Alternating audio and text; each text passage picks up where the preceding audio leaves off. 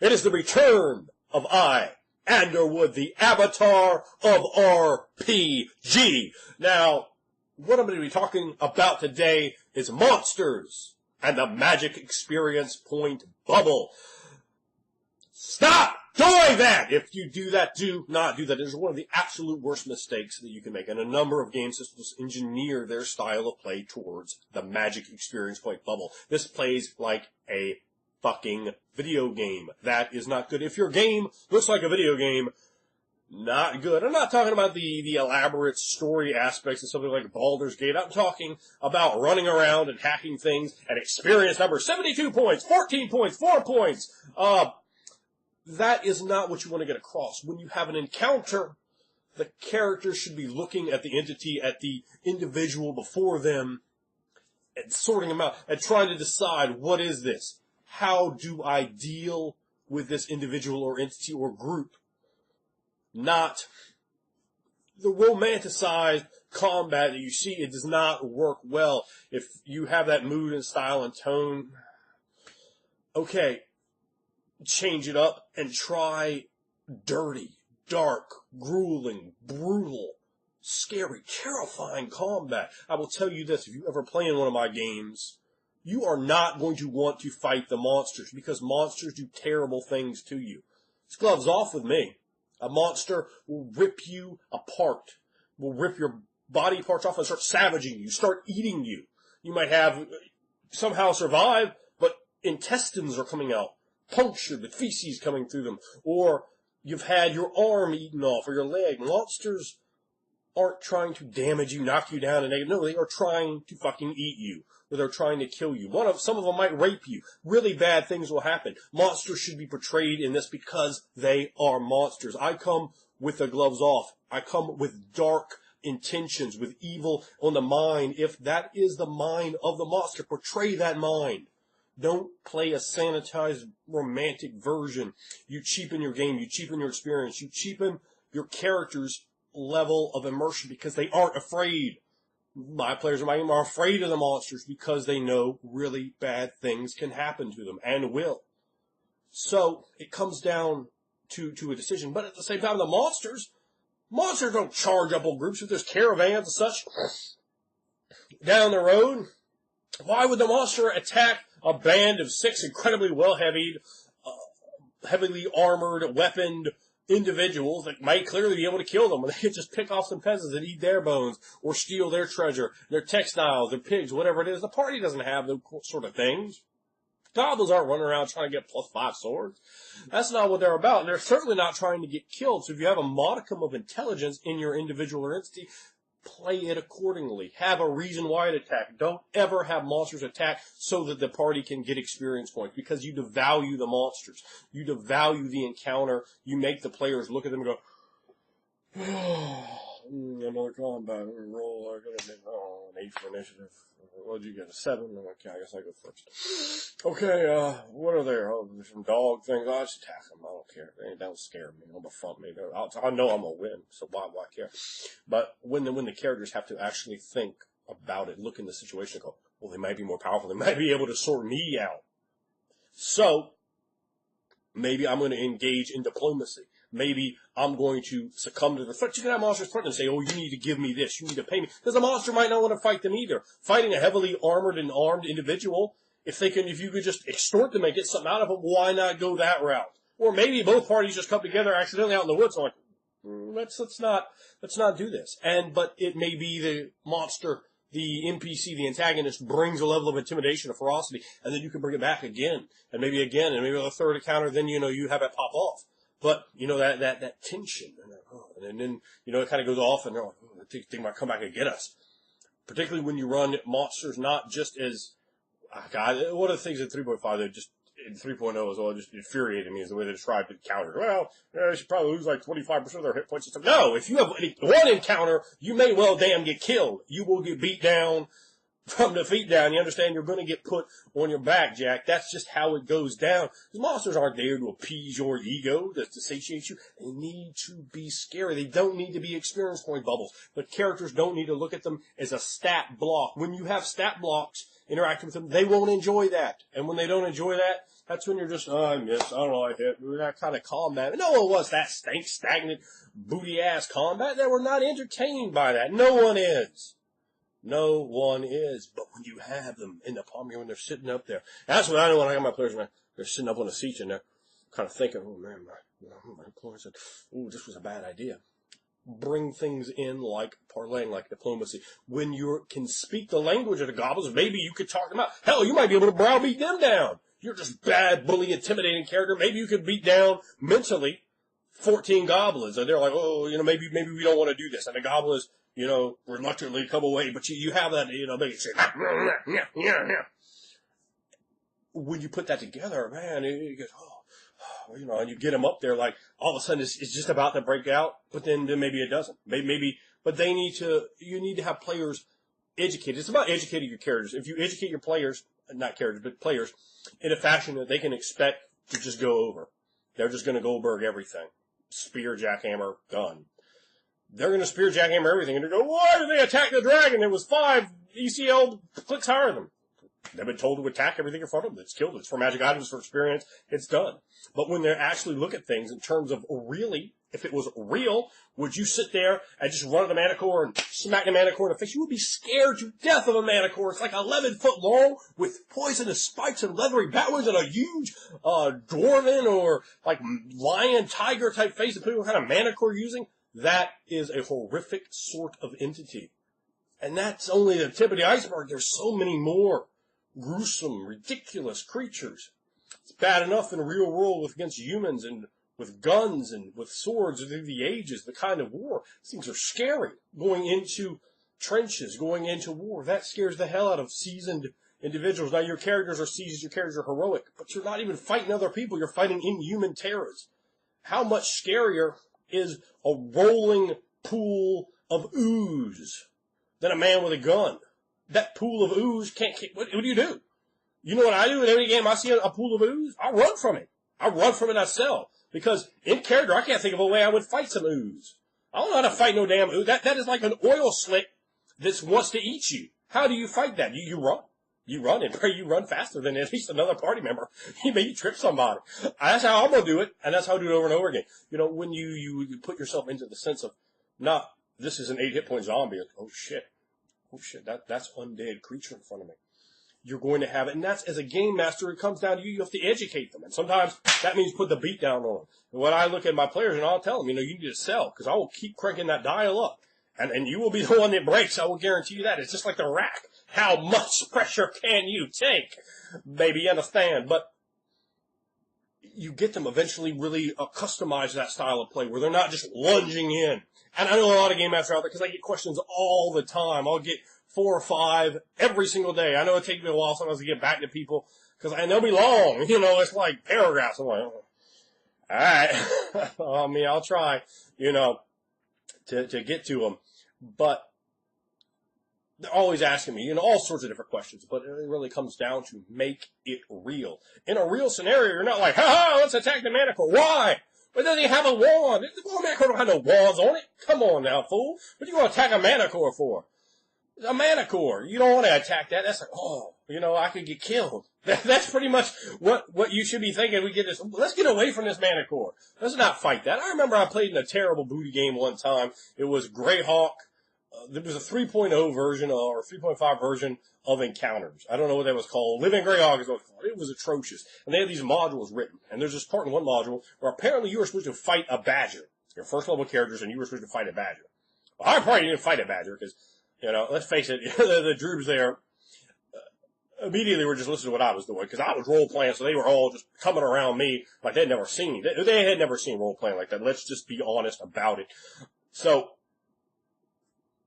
they have this encounter like a badger. Oh, you're just a badger. Like, you're supposed to run in and attack it. What fool would do that? Why would you run in and attack a badger? You saw a badger on the woods, like, oh, badgers are vicious. I just walk around it. I just, take a nice long loop. And the game master looked at me like he had never, like, that idea blew his mind. He was like, I guess you guys get experience for defeating it. Fuck defeat it. We walk around it. It's no defeat. It wasn't even a draw. It was like a no contest. There was no encounter to be had. But we got experience for it because the module calls for you to kill a badger. And not being a moron, I just walked around it, because what possible dumbass would attack a badger? You're going to run around through the woods and be like, oh, badger, badger, badger, badger, badger, badger, badger, badger, badger, badger, badger, badger, mushroom, mushroom. It doesn't make any damn bit of sense. And I'm going to make sense. So it really comes out of that. Think about it, man, and make it make sense. Make the party think about it. Make it look at this thing and go, oh, man. All right, we might be able to kill that, but it might kill one of us. Or it might rip my arm off. And then I'll be down an arm. That's not jacking me. I don't want to be down an arm. You know, in the very least, a manticore just snapping down your arm. And just think about how horrible it is. It just make your combat descriptions like that. And it all really comes down to that vivid feel of horror in combat and describing what happens to the teeth just raking against the flesh and the little bits of sinew and the yellowish fatty cells are spilling out of your arm, and you can look through it and see those holes in your arm where the scar tissue and the blood and the yellowy fat is inside because the manticore has just rended you and just ripped you to pieces. When the players get indoctrinated into that style of play, they're not going to be going, attack, and, well, I still have 1 hit point. I'm fine. I'll run around with cartwheels with 1 hit point. No, dude, at 1 hit point, you're like, oh, my ribs are broken. Oh, God, I can't breathe. You're like practically just falling on the ground. Like, you've been beat seriously. So you got like 75 hit points, you're down to 1. You have got your ass whooped. And that should be reflected. I mean, your broken bones are battered, you're black and blue, you know, snot's running out of your nose, you're probably bleary from the beating you've taken. And you bring all that into it. You role play that, you sell that. You look at the monster and go, I don't want to die. People, as you often play characters in role-playing games, and this isn't just any particular role-playing game. I go all over the board. I've seen it in Cyberpunk, in Risk of Shadowrun, in World of Darkness, in Call of Cthulhu. I've seen it in Dungeons & Dragons. I've seen it in Warhammer. I've seen it in all kinds of different games. And probably it's happened in damn near every kind of game there is. So keep that in mind at all times. Individuals essentially just do not sell, and it's often the fault of the game master when you make them aware that these monsters are terrible things, that these encounters can go in other directions. You can speak with them. You may be able to talk to them. You might be able to come out with an ally or an uneasy understanding. Like, you had to go back through the woods, right? And now, like the dark druids or like the dark knoll druids are like,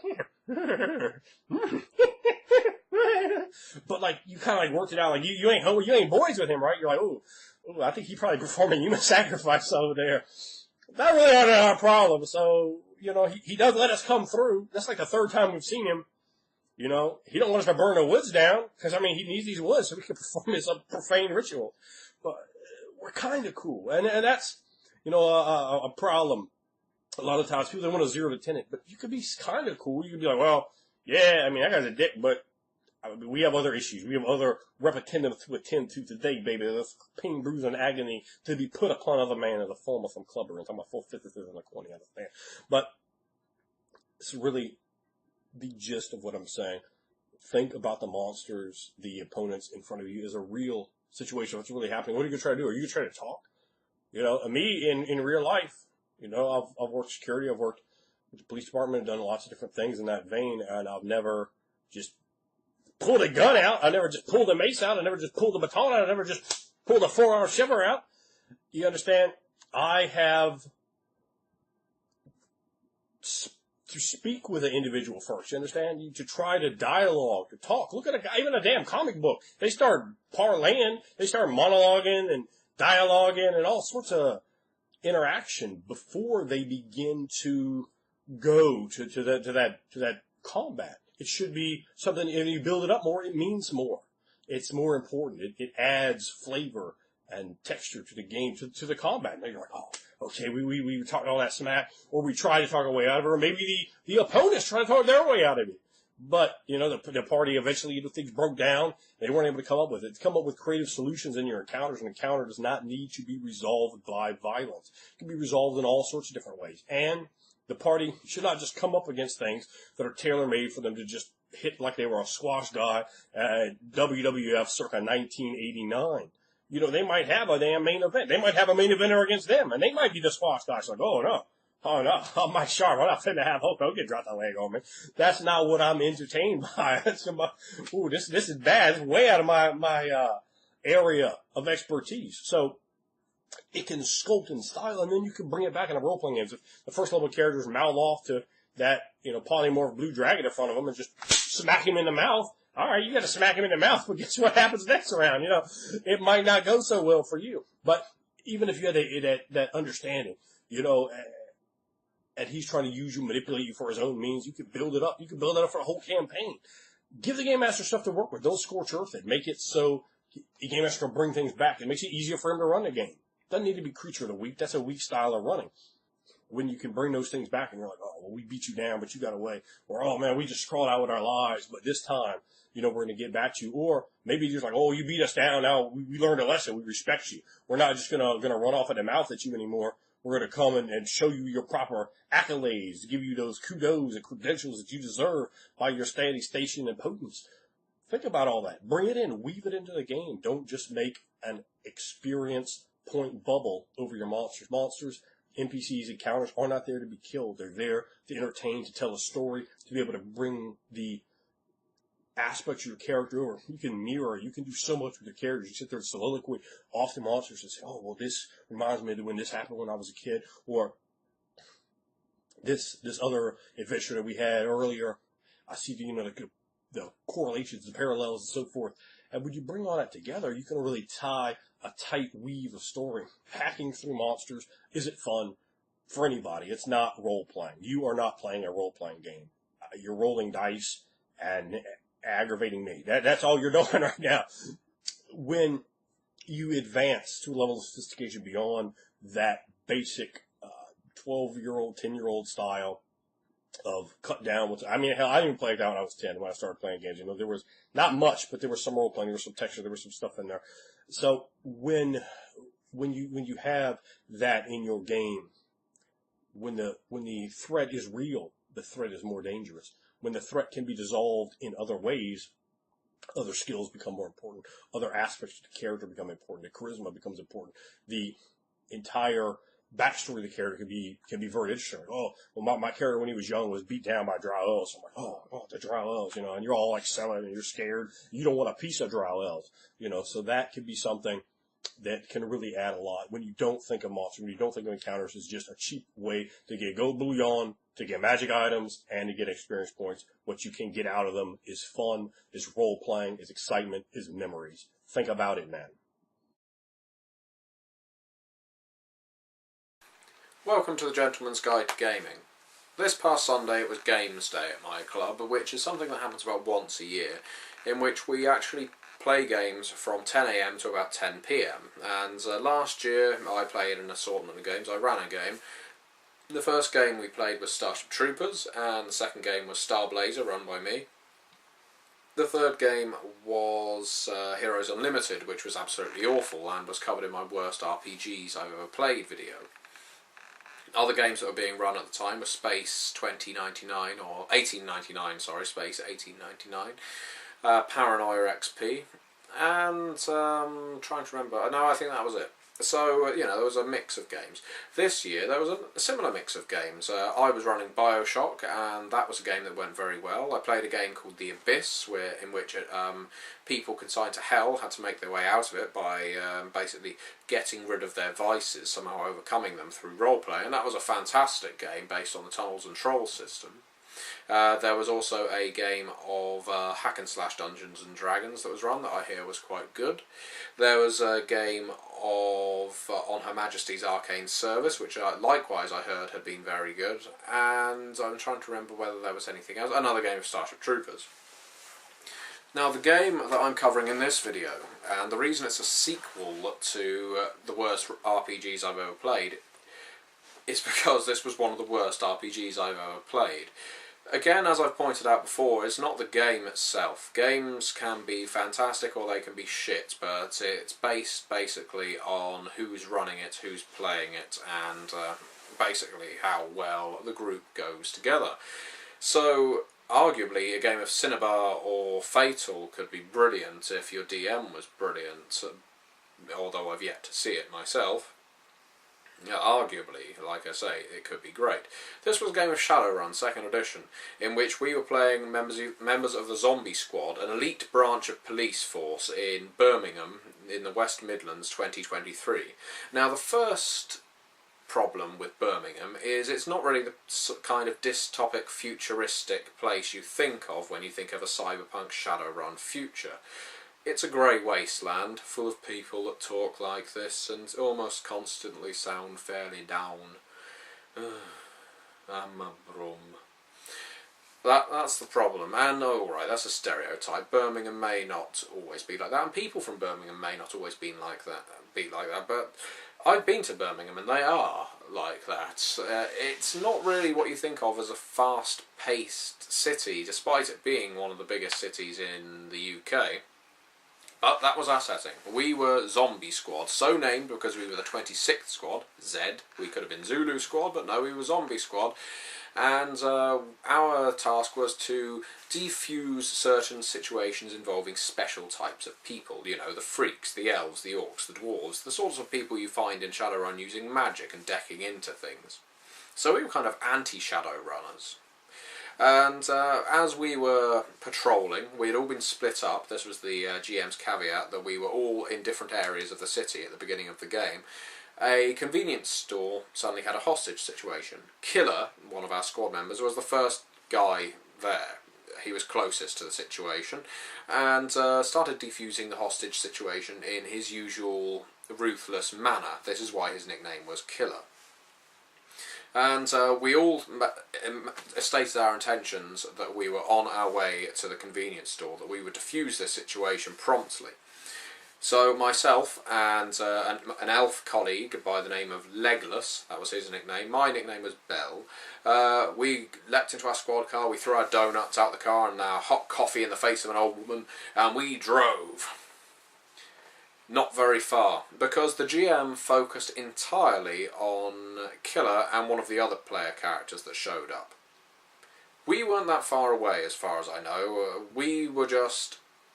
well, we role-played basically being stuck in traffic, listening to a New Romantics radio station hosted by Tony Blackburn, who somehow survived the bovine flu epidemic that hit the UK in Shadowrun, or in this setting of Shadowrun anyway. And presumably became an elf. Unfortunately, the only records that survived the epidemic were music from the songs from the 80s, and believe it or not, despite the fact I was born in 1985, I do know of some songs that came out before that time. Anyway, so whilst all this combat was going on, we kept stating, okay, we're still en route. GM kept ignoring us. We would occasionally point out, we're still in our car, we're still coming, and we'd radio to the others, you know, we're coming to Birmingham. Half an hour later, we were still being ignored by the GM. We were in traffic, so basically we just resorted to role-playing, listening to New Romantics on the radio. We sang a bit of Save a Prayer for Me Now, a bit of Aha, a bit of Duran Duran, Aha, Wham, Frankie Goes to Hollywood. Oh, what else? Here in my car, I feel safest of all. I've been driving in my car. Basically anything that could spring to mind from the 1980s, and yet still we couldn't bloody reach the crime scene. Finally, the hostage situation was over. This was after about 40 minutes of roleplay of us being stuck in a traffic jam. Me saying, oh wait, the traffic's moving. Oh no, sorry, handbrake on. Turn the radio up. That was it. That was our roleplay for 40 minutes. 40 minutes of my life role-playing being stuck in a traffic jam. Now, if that wasn't bad enough, when we arrived, the hostage situation had completely been resolved. Everything was done. All we got to do was appear in front of the camera and say, oh yeah, usually we're a lot more ruthless than this, you're lucky. So we got back to the police station, finally. We got stuck in traffic again, of course, because the GM kept ignoring us, myself and Andy, one of the fellow role players, and we found out about a serial killer that had been going around, killed about 9 women, men and women, across Birmingham in vaguely horrific fashion across 9 days. One had been cut vertically in half, one had been fed into a wood chipper, and so on. And what we were trying to do at that point was establish a connection between all of the victims. There was no evidence at any of the scenes of the killer. Apparently there was no connection between any of the victims. We looked it up. We searched through everything. Did they go to a similar job? No. Were they all of the same race? No. Were they all of the same sex? No. Were they all killed in the same way? Clearly not. Was there any evidence? No. Basically, there was nothing to connect any of these victims, and so we were all a bit stumped until the GM suddenly decided to feed us some help. They all drove cars to the scenes of their death. How do we know that? How do we know they drove cars to the scenes of their death? No answer. So somehow we know exactly how they got to the scene of their death. Was their car there? Not always. Oh, so the killer may have driven it off. No answer there either.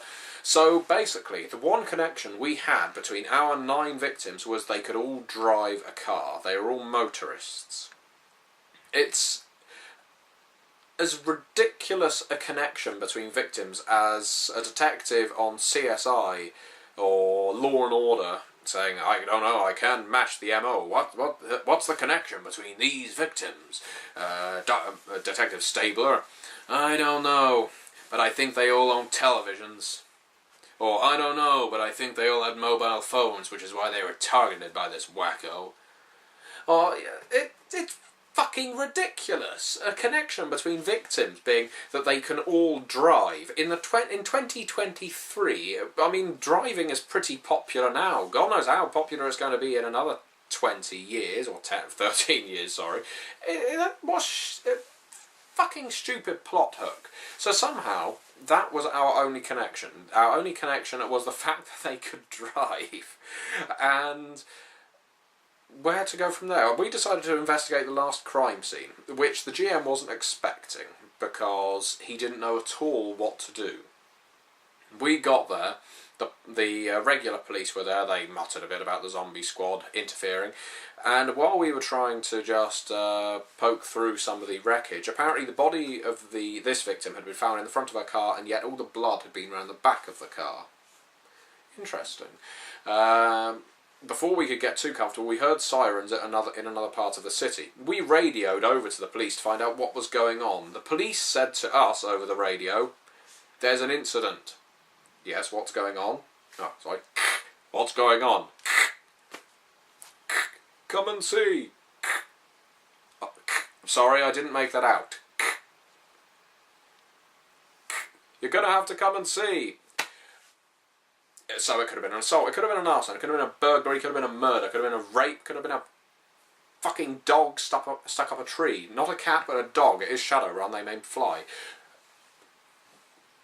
Do the police really that aloof that they will not tell each other what the crime is? Maybe life's boring in Shadowrun. They like a surprise. You don't know whether to bring the riot gear or not. You might just show up in civvies and get gunned down, but life's a gamble. Be lucky. So we turned up at the murder scene of the 10th victim. Well, it would have been a murder scene. She hadn't quite died. And we tried to get a photo fit of the attacker. The GM wasn't prepared for this question, so he had to make something up on the spot, which was about as generic as going into, the ghetto and saying, my attacker. Actually, no, I'm not going to make any sort of comment there.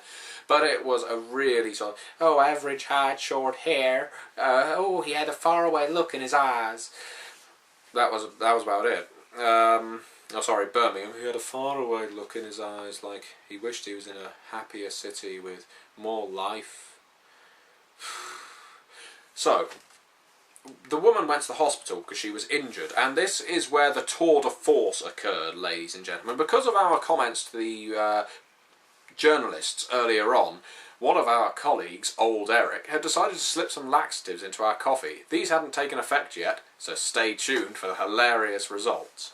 We accompanied the woman to her hospital bed and said we would guard the ward so that the attacker couldn't come back and finish her off. There were two policemen suddenly showed up, regular cops. They said, "We'll guard her," and we said, "No, we'll stay put. We're fairly certain the murderer will come back to finish her off." Suddenly the laxatives took effect. Myself and the elf, Legolas, had to run for the toilet. And not only this, it was the first time we had to roll dice in the entire game. We rolled dice to see not only whether we could tolerate shitting as much as we did. We had to roll dice to see how far away we could get from the cubicle before suddenly clamping up and needing to run back again. I have never roleplayed going for a shit before, and I never wanted to roleplay going for a shit before. I have no desire to roleplay making toilet. But there it is. This game is gave me an experience I'm genuinely touched by. It was my first experience of role-playing stool. So, once again, it was like being stuck in a traffic jam. Our two characters, Belle and Legolas, were sat in adjacent cubicles, shitting our guts out. And that was that. We couldn't contribute to the rest of the investigation because, as far as the GM was concerned, the laxatives had pretty much disemboweled us, you know. Meanwhile, there was a sniper shot from a building adjacent to the hospital. There was a sniper who was trying to shoot at the woman, as we suspected someone attempted on her life. Mr. Plutt, the dwarf in our group, ascended the stairs of that building to get to the roof from which the shot was made. On his way up, on his ascent, he met someone carrying a briefcase. Deciding not to take any risks, he knocked the man out, zip-tied his wrists and ankles, basically hog-tying him. He then ascended to the roof, made sure there was no one else up there. He was sure there wasn't, so he came back down. Do you know what he found? Nothing. The man had gone. The man had just disappeared. Now, if that sounds familiar to you, and you've seen my worst role-playing games video before, you may have encountered something like that in Top Secret. One of the characters was chasing a woman down the stairs. I was running up the stairs, so we would intercept. She would run into one of us, no matter which way she went. And yet, our two characters ran into each other. She had just disappeared. This is the same GM. And here we go again. Escher's mind maze, the staircase that leads nowhere. The man's gone. Gone. He's a cloud. He's Kaiser Soze. Just disappeared. The character, the NPC, was just gone. Disappeared. For the first time, the Top Secret, I played that game 6 years ago, and that's when that happened. I thought, Jesus Christ, this is stupid. Because as we looked over the edge of the building, we saw her running out of the main door. Somehow she had slipped past me. Maybe I blinked for too long. The same thing happened in this game. At that point, my car arrived, and I had to leave. So, Shadowrun 2nd Edition. Add it to the worst role-playing games I've ever played. And thank you very much for watching.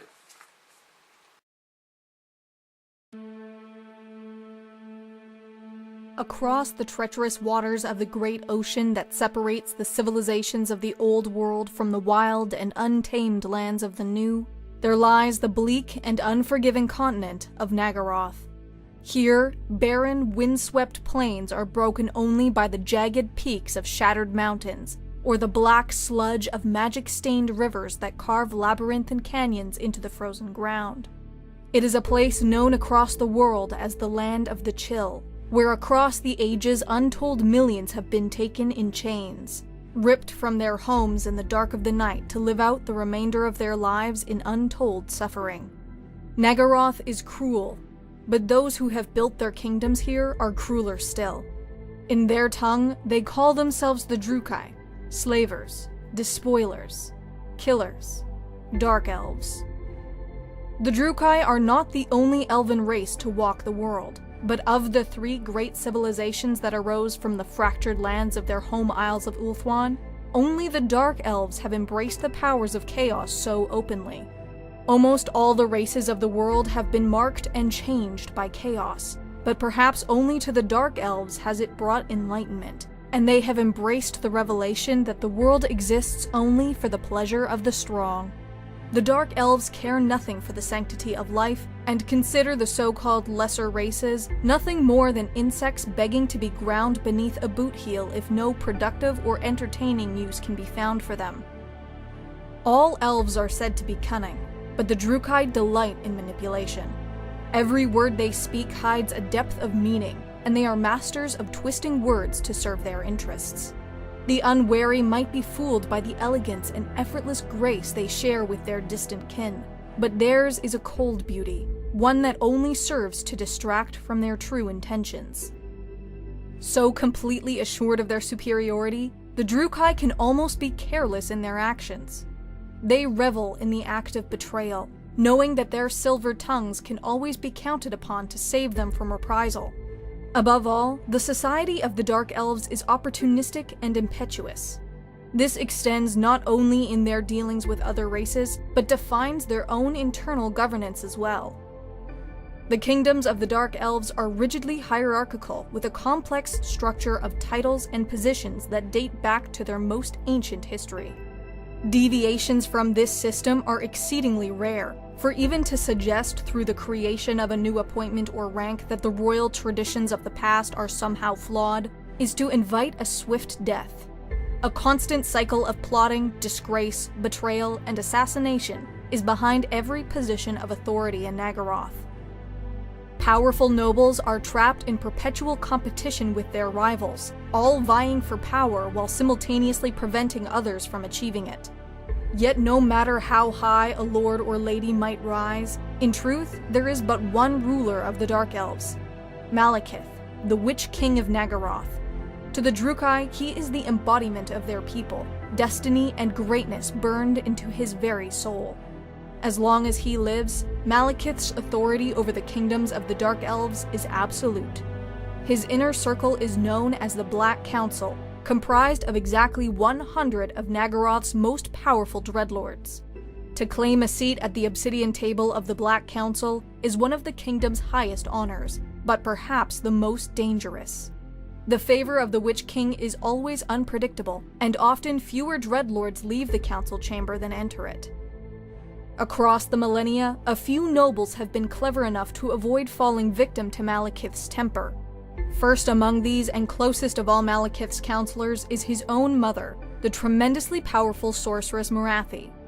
This honor is not the result of any familial loyalty, but because her intentions are not always clear, and she can only be trusted when kept in plain sight. Other powerful council members typically include the highest commanders of the Witch King's armies and fleets, who earn glory for every victory and blame for every defeat. In battle, the Dark Elves prize speed and maneuverability above all.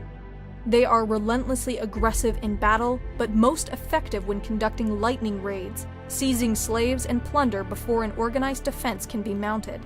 Sadistic and thrill-seeking elements of the Dark Elf army will often enter a drug-crazed killing frenzy, contrasted by the cold, ruthless professionalism of Malekith's personal Black Guard.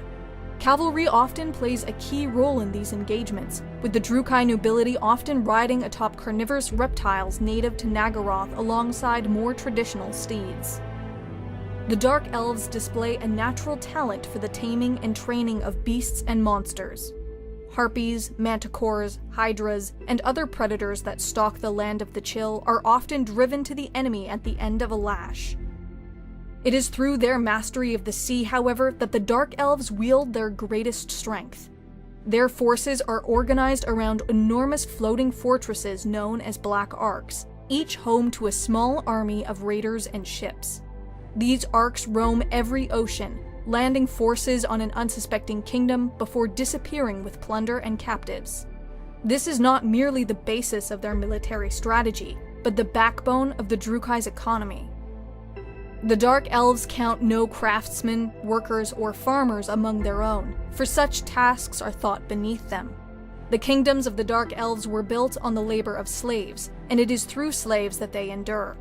Untold captives exhaust themselves within the mines of Nagaroth's mountains, or rot away in vast plantations before their bodies are left to nourish the barren soil. Slave revolts are rare and harshly suppressed, and the only successful revolts have typically occurred at sea, before the captives have been broken completely. To be a slave in Nagaroth is a fate worse than death, for in addition to providing a cheap source of labor, slaves are also a critical component of the Dark Elf religion, sacrifices to the cult of Cain. Other remnants of the old elven pantheon remain in Nagaroth, but it is Kala Mensha Cain, the bloody-handed god and thousand-faced lord of murder, that is by far the most worshipped. While the High Elves of Ulthuan only invoke this wrathful god in times of war, the Dark Elves are wholly devoted to him. Every city in Nagaroth has temples and shrines devoted to Cain, slick with the blood of those sacrificed. The most holy time of the year for the Drukhai is the Death Night, when witch elves rule the streets of Nagaroth's cities, capturing any they find, killing them on the spot, or dragging them back to the temples as sacrifices for Cain. Dark elf families will barricade their doors and windows on Death Night, for often these witches will not limit themselves to the streets alone. When dawn finally breaks, those who lived through the night will often sacrifice one of their own as thanks to the Lord of Murder for sparing their family, at least for another year. In the ages since Malekith and the remnants of his people first sought refuge in Nagaroth, the kingdoms of the Dark Elves have grown in size and might to rival the greatest of those that still remain in their homeland of Ulthuan. Malekith has never forgotten the ancient sundering that led to his banishment, however, and it is the dream of every Drukhai that they might one day return to their homeland and scour their hated kin from every corner of the world. Across their history, they have waged countless wars upon Ulthuan and the other races of the world, and even now in Nagarond, the Tower of Cold, oldest and largest city of the Dark Elves, Malekith calculates the demise of his enemies with chilling ruthlessness. Yet neither he nor any of his people have ever considered the possibility that when the last of his foes dies screaming in agony upon the altar of Cain, ultimate victory might cost them their only purpose and leave a void impossible to fill. Should that day ever come, the Drukhai might learn just how much of their souls have been devoured by their ancient hatred, by chaos, and they might not find that tally to their liking. Now, it's also a lot of people recently have been asking me, hey, this build or that build, do not fucking send me questions like that. Well, my response will be each and every time, play the character that will be fun for you. This is two ways that you can make characters. This is a character. Put thought into it. Each of the numbers I had a reason for, a background. They weave together a tapestry and they tell a story. This is a list of numbers. Now, what do you want your character to look like? That's absolutely right. You do not want to play just a list of numbers because you know who you're fucking in the end.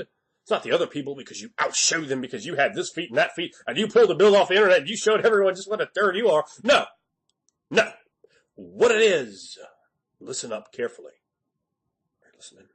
This is what it is. The person that you fuck in the end is yourself, is your game master, is hell, everybody at the table, because your character doesn't pop. Don't try to get those 2 extra hit points or extra point of attack. Man, try to get that extra point of creativity, of interest, of percolation in your game master's mind. The way you win the game, as the game keeps going, as the game is fun, as people go, damn, that's going to be my number 1 draft pick. Nobody wants this shit in their game. Nobody wants this shit in their game. Nobody wants this in their game. They want a character, a unique, interesting personality that is different from before what they have seen. You know, even in a game, if someone was running a 3.5 D&D and they said, oh, we're going to use the base books right off the bat. Boom. Half-orc wizard.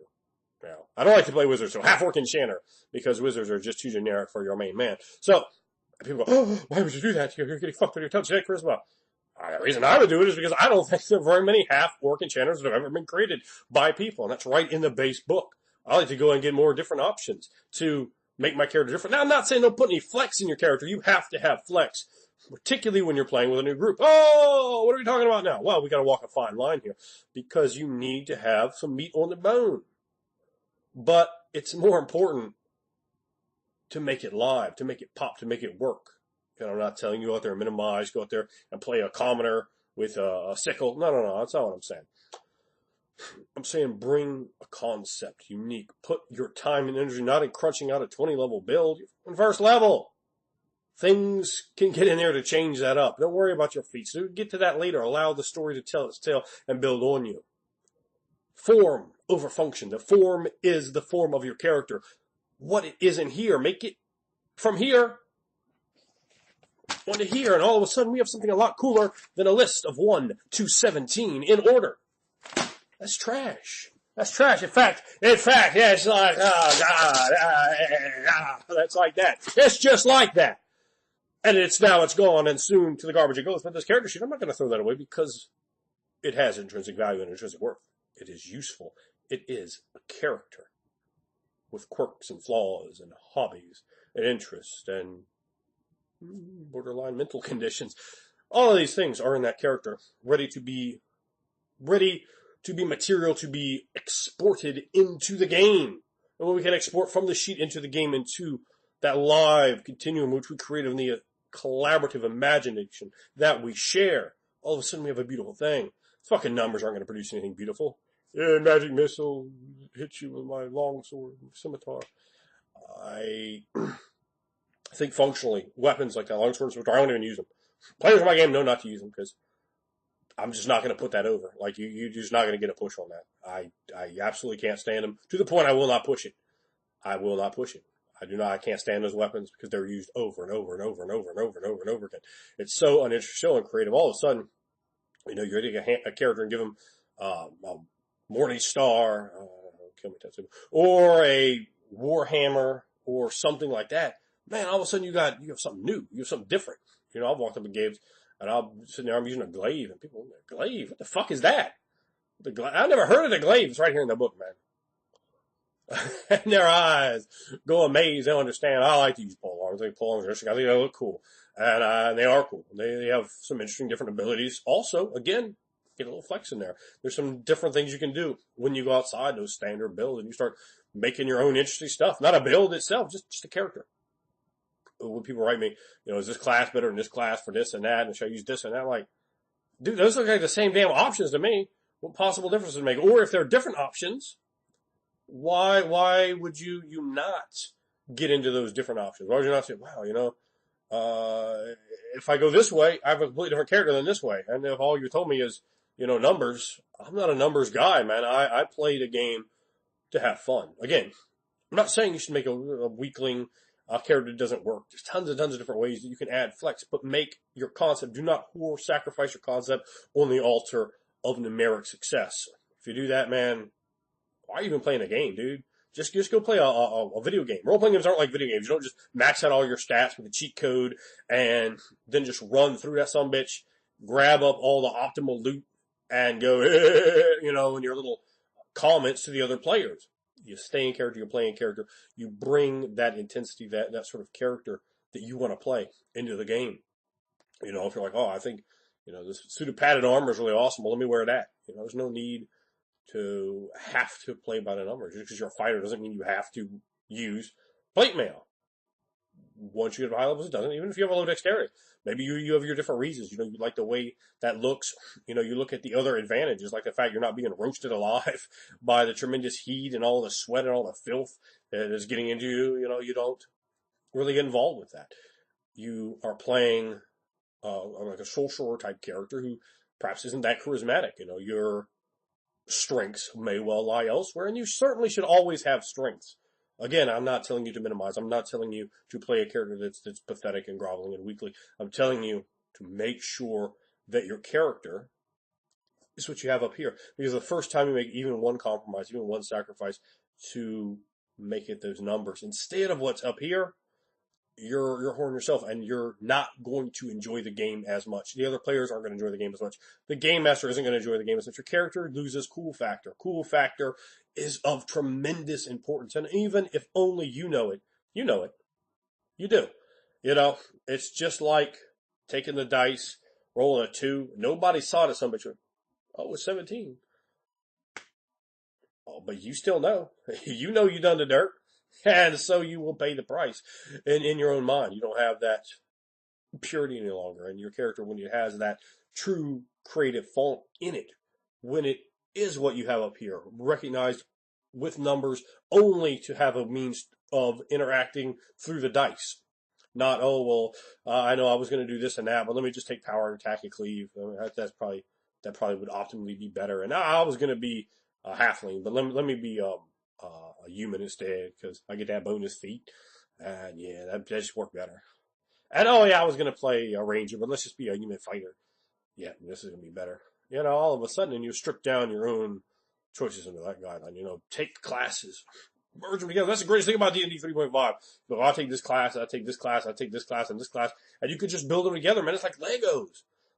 Don't just take the boxed instructions and build that. Say, well, that's what I had to build, because that's what the box instructions say is absolutely the best thing I do with this box. No, man, take them some bitches and just move them, mix the pieces on the men up, create whatever your imagination dictates, and play it through, enjoy it.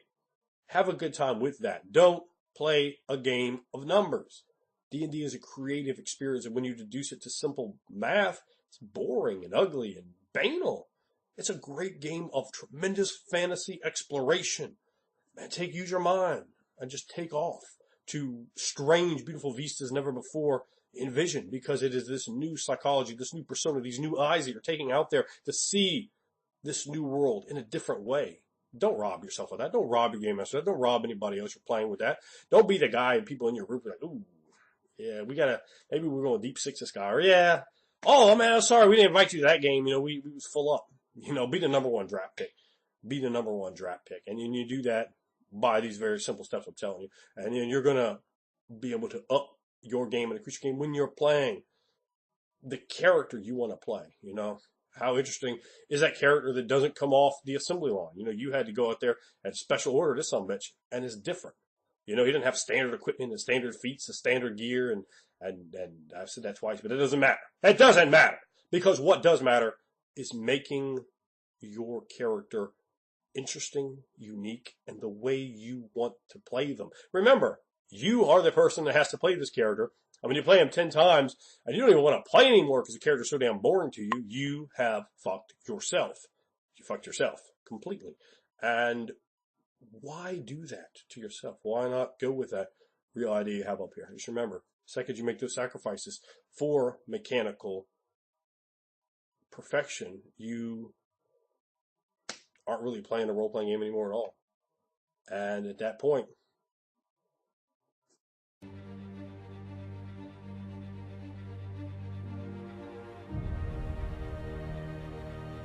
Far below the surface of the world, beneath the cities of the Empire and the jungles of Lustria, from the chaos wastes to distant Cathay, stretches a labyrinthine network of tunnels and passageways. Man-made sewers intersect with natural caverns, and dwarven ruins give way to an endless abyss. Should a careless traveler stumble upon an entrance to this place and venture too far and too deep, it might be 1,000 lifetimes before they found their way back upon the surface. Yet to the foul creatures who have learned to navigate its secrets and scurry in untold numbers through this twisted maze, all the tunnels of the Under Empire lead to a single place, a rotting heart known as Skavenblight. If such a patchwork of ruins and hovels might be considered a city, then Skavenblight is the largest and most populated city that ever was or will be. Located in the heart of the blighted marshes, a putrid mire forever cloaked in reeking mist and unnatural smog, Skavenblight viewed from the surface is but a great ruin, forgotten towers and broken streets slowly sinking into the muck. At first glance, the city might seem abandoned, but shadowy figures scamper between crumbling buildings, and ominous green lights flicker in some of the tallest towers and deepest burrows. Beneath it all, the ceaseless rhythm of machinery can be felt as much as heard, betraying the true nature of Skavenblight. The city itself exists underground in unfathomable levels, countless districts, layers, breeding pits, and mines all linked together by an interconnected and ever-changing web of tunnels. Skavenblight serves as the capital of the Skaven race, and endless slave workers continually shift whole mountains of rock, drilling ever outward and ever deeper, utilizing arcane machinery and disposable chattel. Even so, its passageways are always filled with seething hordes of insatiable ratmen that demand constant expansion. Every Skaven clan maintains at least some foothold within the capital, but it is the 4 great clans who control the most impressive districts. Clan Scryer and Clan Moulder dominate the economic interests of the city, running vast workshops and markets, trading their wares to aspirant warlords. The plague monks of Clan Pestilence maintain a more religious quarter, where zealous Skaven go to embrace the diseased aspect of their terrible horned god. Last and smallest of the great clan's districts is that of Clan Eshin, a secretive place known only to a select few who practice the arts of stealth, poison, and assassination. The limitless wealth and prosperity of the city attracts the worst of the Skaven race, and Skaven Blight is said to have the greatest concentration of warlocks, thieves, bandits, renegades, and outlaws than all other Skaven strongholds combined. A state of lawlessness presides at all times, as clans partake in a perpetual cycle of corruption, murder, and betrayal, each vying for control over the city's countless territories. At the center of Skaven Blight lies the great Temple of the Horned Rat, meeting place of the Council of 13, where the Lords of Decay gather to oversee the greatest issues of their race and plot invasion against their enemies above.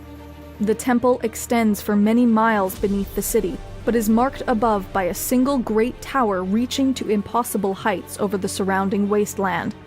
The shattered tower is said to be a piece of madness made manifest, perfect marble-white sections intertwined with crude scaffolding, masonry of every style and realm haphazardly stacked upon each other. If the old legends can be trusted, then this tower was the dream of men and dwarves who once lived together in Kavzar, said to be the oldest and grandest city in the world. Envisioned as a temple of honor to their forgotten gods, the city labored to create a tower that would touch the very heart of the heavens. The work continued across the ages, generations of sons progressing the labor of their fathers. At last, construction began on the spire itself, but the work had slowed to a crawl, and finishing this monumental task seemed impossible.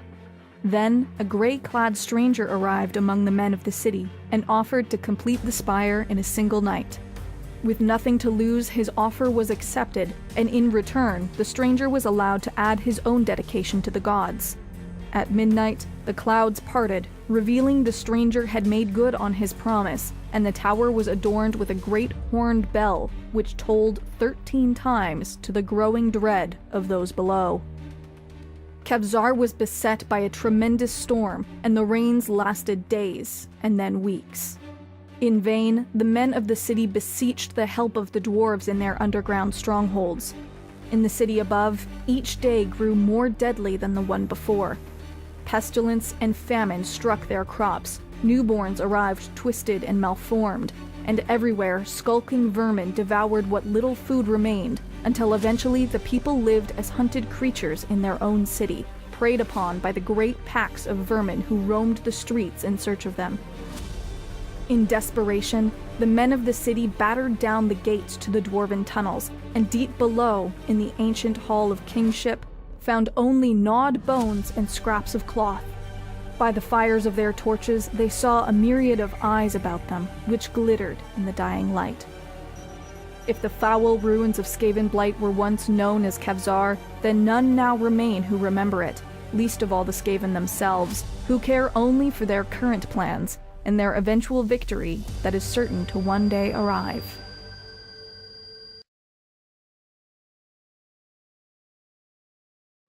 It is I, Anderwood, return to you to talk about the classes that made Dungeons & Dragons famous. And here, in the darkness, in the middle of night, alone, there's only one class I'm going to talk about, really. And that is the Necromancer. That's right. The Necromancer is the class for you if you want to be abjectly badass.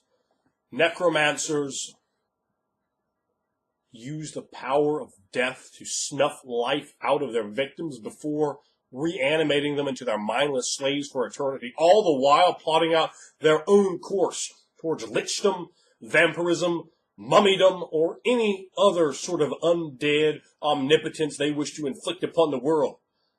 Necromancers have an end game that has nothing to do with amassing gold and retiring to open up a tavern in a tree. Hell no. Necromancers are designing their ideas for an empire beyond your imagination, not beyond theirs. They are clever, creative, dark, sinister, and so ruthless they will do whatever it takes. Necromancers are often maligned by the bitch ass, but the bitch ass have often maligned many powerful, free-thinking individuals. The necromancer is capable of thought outside the normal scope, and because of that, can have a great birth of ability besides the simplistic interpretation of necromancy. Oh, he hangs out in graveyards with a shovel, whacks people over the heads, and digs up old bodies. Yes, he does all of those things, but there is so much more that the necromancer is capable of. The necromancer understands life in a way that no other sort of wizard can. Because he understands death. He understands the importance of death. He understands death because he fears death tremendously. And in so fearing death, he embraces those true gifts of magic that are present to preserve one. He weighs the pros and cons and waits for the right moment and opts for the best possible plan. And then he embraces life eternal, with hordes of undead minions to do his bidding for all times. The necromancer can be ruthless and cold, but could also be charismatic and charming, could be pleasant, could be a socialite, could be a prince or a duke who engages in dark, forbidden arts, but has an intellect and an insight that allows casual curiosity to breach past that curtain of no return, and then it is on to a life of research and information that builds a foundation for that immortality which is to come. The thing you must keep in mind about necromancers, they may be fabulously old. There is absolutely no reason that a necromancer could not be thousands of years, tens of thousands of years, or older. Doesn't look like conjuration such a good choice after all. Doesn't look like enchantment or illusion are going to hold up to the darkness that is necromancy. Necromancers can also be of more benevolent alignments, certainly. A necromancer who wishes only to put those wrongs away. Now let's examine this. The good necromancer. He wishes to hunt down those evil things in the night that cause pain and harm to those around him. Vampires, ghouls, and such. He's going to use the magic for that way. But you must remember, the more you learn, the more you know. The more horrible, flesh-rended text you read, it starts changing one's perception. The more time you spend in graveyards battling ghouls, less time you really are so different from them. And in time, this lofty, good-souled, golden individual begins to tarnish and gray and rust and rot. Perhaps, before too long, he even succumbs to some sort of undead affliction after all throwing himself out there as ghouls. Such a character can make a great ghast. And now that that thing he fought for, life, is gone, there is no acceptance for this ghast. How do his morals change? How do they decay? Does he become every bit that same sort of necromancer he vowed he would never be? It is dark power. It is an allure. It is an adrenaline rush and an addiction. It is a drug. This tremendous power over life and death. Remember that when you play a necromancer. Put that kind of passion into the character's cold, passionless mind. Be the fire that burns inside the dead body. Think about it like that. Ooh, do you have a character all of a sudden that has tremendous pathos, that has tremendous playability? As we portray this cold, dead, intellectual veneer, but behind it is nothing more than tumultuous emotions, tremendous fear of that which he cannot control, fear of that which he cannot dominate. And there is so much in the world even the great masters cannot control or dominate. No one and nothing, even the gods, do not have full autonomy, do not have full ability to control the world at their desire. Now, a necromancer, even one who is scores of thousands of years old, epically old and powerful, but isolated, lonely. That's a key point to always put over with those old undead and necromancers. The loneliness. Perhaps he talks too long to the party members because he hasn't talked to anyone in 8 centuries. He is lonely. He is starving, like an old man on the phone with a telemarketer. He damn well knows he needs to get off. He can't. He has to have that warmth. And the necromancer craves that warmth of life far more than other individuals do. But he is shunned and shunted. He is dark and deranged and evil and vicious. This individual can be very dangerous. But in the same point, has fatal flaws that can be exploited. Think about all those things. Think about emotion. Never make a necromancer. I have no emotion. I'm a robot. Take the emotion and push it away, but have it come back. And perhaps even at the most inopportune times, costing you, getting in the way. A necromancer is still a man, a woman of flesh and blood, with fire, with passion, with tremendous passion. In fact, it's likely that same passion, that same torment, that same fear, that same loneliness, that same desire, that same covetousness, that same lust that led them to pursue the dark path to power, thinking perhaps to take a shortcut, but inevitably, where does that road lead? Think about it, and think about it again, and you will come up with answers that are most excellent. And you can make an astonishing NPC that can be so tragic, so sad, yet so unbelievably terrifying, so horrendously scary, so abjectly evil, but so sympathetic. And the characters can look at him as a mirror of what they could become should they go down the wrong way.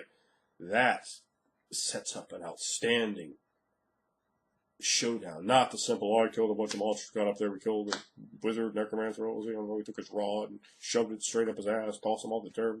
No. Make them feel guilty for what they're doing. Because the necromancer is a victim of himself. It's a victim of society. You could easily twist and push the character away that you have 6 players playing. Maybe 2 of them say, we got nothing to do with this. Maybe one of them's like, we got to rehabilitate him. But then one of them drops the hammer on that nugget and explodes it all over his necropolis of doom. And you can have that party conflict, that dissension.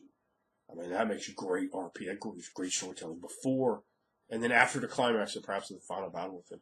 Where are they able to rehabilitate him? Are they? You know, how long does that last? Great, so many interesting stories around the idea of necromancy, around the idea of how dark and sinister the magic is, but how that magic corrupts. People will say, oh, well, necromancy magic isn't evil. I say, stupid. Of course it's evil. It's horrendously evil. It is death and negativity. It is shadow. It is the inverse of everything that is wholesome. That's what necromancers tap into. That's primal wrongness. The easiest way to describe it. It's the shortcut. But then again, like they say, nothing's free. Eventually.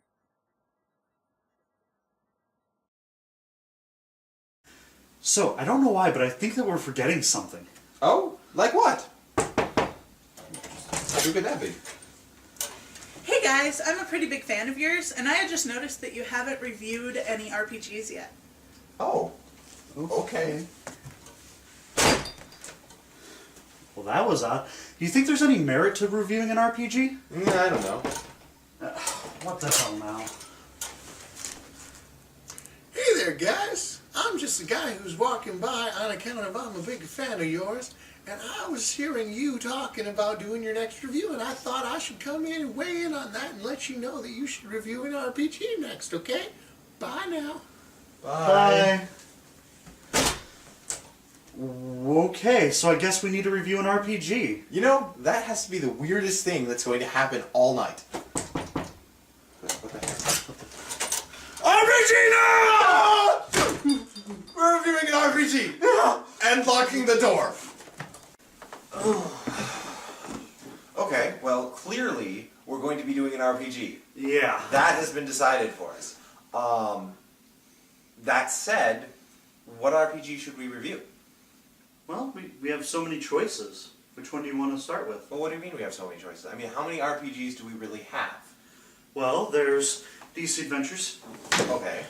Doctor Who, Adventures in Time, Oh, that could be interesting with the TARDIS and everything. the Dresden Files role-playing game, Oh, okay. Harry Dresden, yeah. That's Street pretty- Fighter, Street Fighter. They made a role-playing game out of yeah, that? Shadowrun, Shadowrun. Oh, Shadowrun. That's freaking awesome. Ninjas and Super Spies, Ninjas and Super... That sounds amazing. Kingdoms of Calamar, Okay. Kingdoms of Calamar, yeah. the Palladium fantasy setting, The Palladium... Okay. Mage the Awakening, That's awesome. I always like the... Vampire the Requiem, Oh, okay, cool. Geist, That's interesting. Promethean, Awesome. Robotech, Earth Dawn, Oh, okay. Heroes Unlimited, I see that. Changeling, What? Where are you getting all of Jerks. these books? Warhammer Fantasy Roleplay, What? What the heck? D&D 2nd Edition, This is... What? D&D 3rd Edition, Oh my gosh! D&D 4th Edition. Wait, what? Could you hand me that pile of books right there? What pile of books? Right there. You're resting your foot on it. I thought this was a stool. Oh my gosh! Oh my gosh, what is this? Riffs. Good Lord, man! So, which one do we start with? I don't know. I just don't know. Oh my gosh, this has to be practically every RPG ever made. No, it's nowhere even close. I mean, we're still missing Aberrant, 7th Sea, Paranoia, Cyberpunk, Bliss Stage, Asonates, Bushido, Don't Rest Your Head, Jags, Call of Cthulhu, All Flesh Must Be Eaten, Exalted, Fudge, Conan the RPG, Amber, Lone Wolf, Cult, Chill, Incursion, Noir, Hollow Earth Expedition, Spycraft, Hero Quest, Gamma World. And if you don't want to play any of those, we can always go down to the hobby shop and get a new one. What?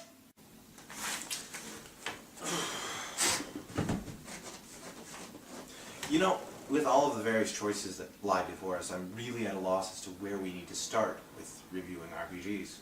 Well, RPGs have been around for a really long time. I mean, they started back in the 70s, and ever since then they've just been spawning out of control.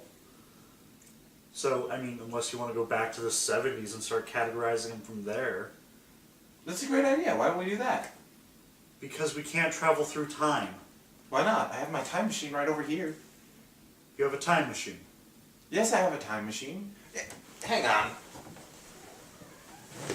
I mean, geez, what did you think this was? I really didn't know it. It looked like just a random collection of parts. Well, it's got the infinity coils right there. Geez, here. You can man the keyboard. I'll take the Nintendo controller. And, let's see. Oh. There we go. So this is a time machine, huh? Yeah, it's a time machine. I guess I was just imagining a time machine to be like a weird cart or, I don't know, a telephone booth or a DeLorean or something. That seems complicated, convoluted, and probably copyrighted. Also, our budget isn't that big. Right, we had to spring for the low quality time machine. So, how did you get a time machine in the first place? Well, it's an interesting story. You see, the toaster was broken, and so last Halloween I was working on it while watching TV, and this TV show happened to come on that showed how to repair a toaster. And like halfway through the process, I'm like, oh, it's a time machine! There was more to the show, but once I had the time machine, I really didn't need a toaster. I mean, geez, I can just go back in time to sometime when I had toast. Fair enough. So, well, let's do this thing. Let's go back in time. What do I have to do here? Oh no, that part's just for show.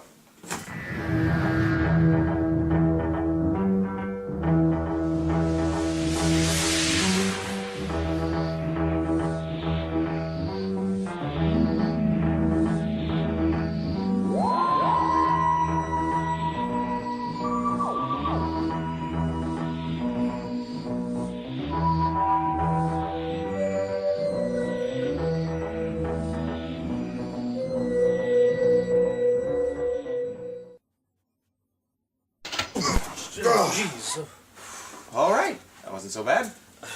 Where are we? Readout says 1974. Oh, okay, that explains the black and white. No, it doesn't. They had color in 1974. Why is... Oh, right. Up, down, down, left, right, A, B, start select. There we go. Oh, okay. Hey, 1974 was when the first RPG, Dungeons and Dragons, came out.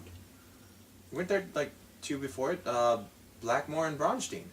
No. Those weren't actually published. Well, Braunstein wasn't published at all, and Blackmore wasn't actually published until 1975. Oh. Okay, fair enough. Now, we would be remiss if we didn't talk about the black mark on gaming. You see, in 1979, James Dallas Egbert III disappeared from the Michigan State University campus. He went off to try and commit suicide in the steam tunnels, and for some reason it got linked to the game Dungeons and Dragons.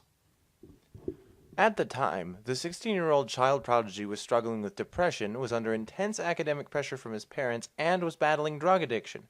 But, invariably, it was linked to Dungeons & Dragons, the harmless game that he happened to play in his spare time. 'Cause that's not stupid. You know, they made a movie about it. Okay, that is officially stupid. It was starring Tom Hanks. Is there a greater degree of stupid that I can go to demonstrate how stupid that is?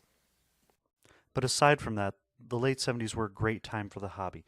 Many other wonderful games such as Tunnels and Trolls, Bunnies and Burrows, Chivalry and Sorcery, and Villains and Vigilantes all came out at the time. Tunnels and Trolls? Bunnies and Burrows? What, was the ampersand just invented and was considered fashionable at the time? Well, no. With the success of Dungeons and Dragons, all of the other games were trying to emulate it as best as possible, including copying the naming methodology. Well, this is very fascinating, but it doesn't seem like there's a lot of cluttering going on just yet. So how about we take a step forward to the 1980s and see where all the cluttering really starts to happen. Oh, okay. Let's go.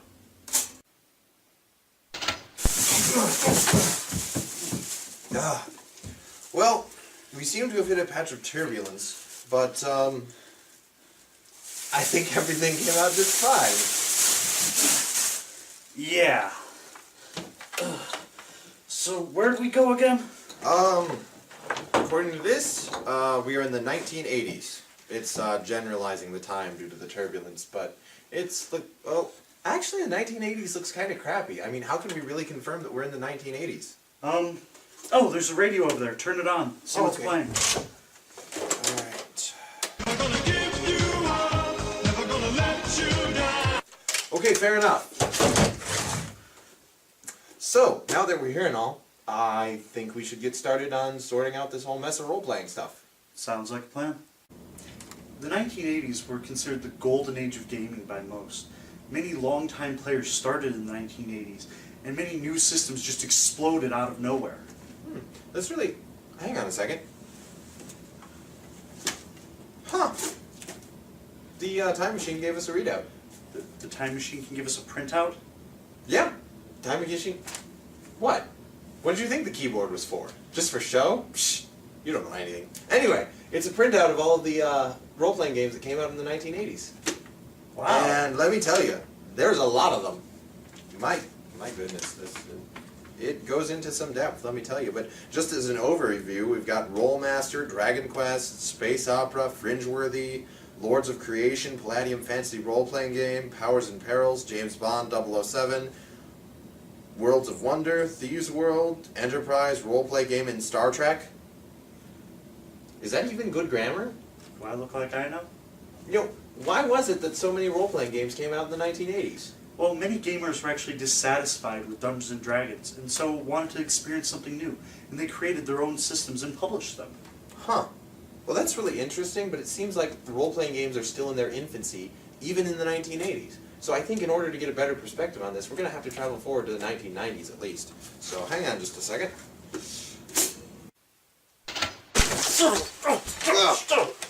Whoa. Whoa. Settle down. Why do you keep landing normally and I keep getting tossed about? I'm a wizard. I can do that sort of thing. Screw you, man. Anyway, according to the readout, 1990 saw a decline in the role-playing industry. What's up with that? Well, despite 2nd edition Dungeons & Dragons being very popular, console gaming, computer gaming, and collectible card games all competed for the attention of the same gamers. And so role-playing fell into a decline. Okay, so wait, you're trying to tell me that console gaming and computer gaming overtook role-playing games and tabletop games of all kinds? I mean, seriously, how could that... Okay, I could see how that would be possible, but, how bad really was it? Well, in 1997, TSR actually had to sell most of its properties to Wizards of the Coast. Wait, seriously? But we still have D&D today, so how does that even work? Well, to find out what happened with that, we have to go forward to the year 2000. Hang on. Oh god. Whoa.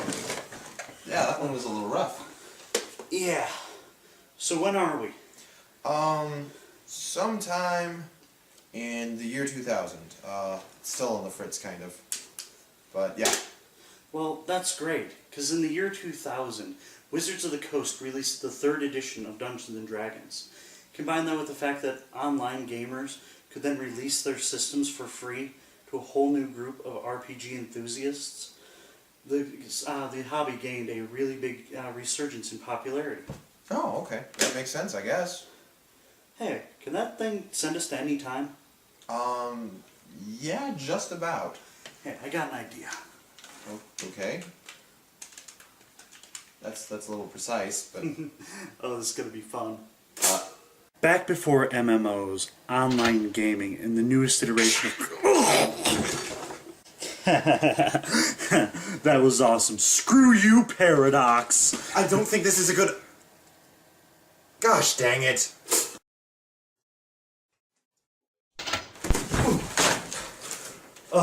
What now? You again? I really hope he's not a solo monster.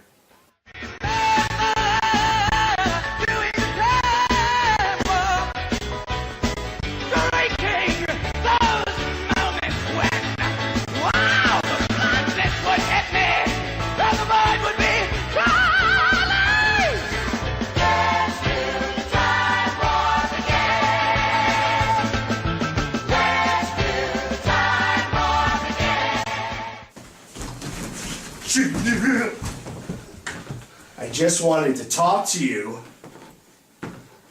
Atropos, also called the World-Born Dead, is an undead planetoid from the Forgotten Realms setting of Dungeons & Dragons. It comes from the word atropal, which means undead abomination.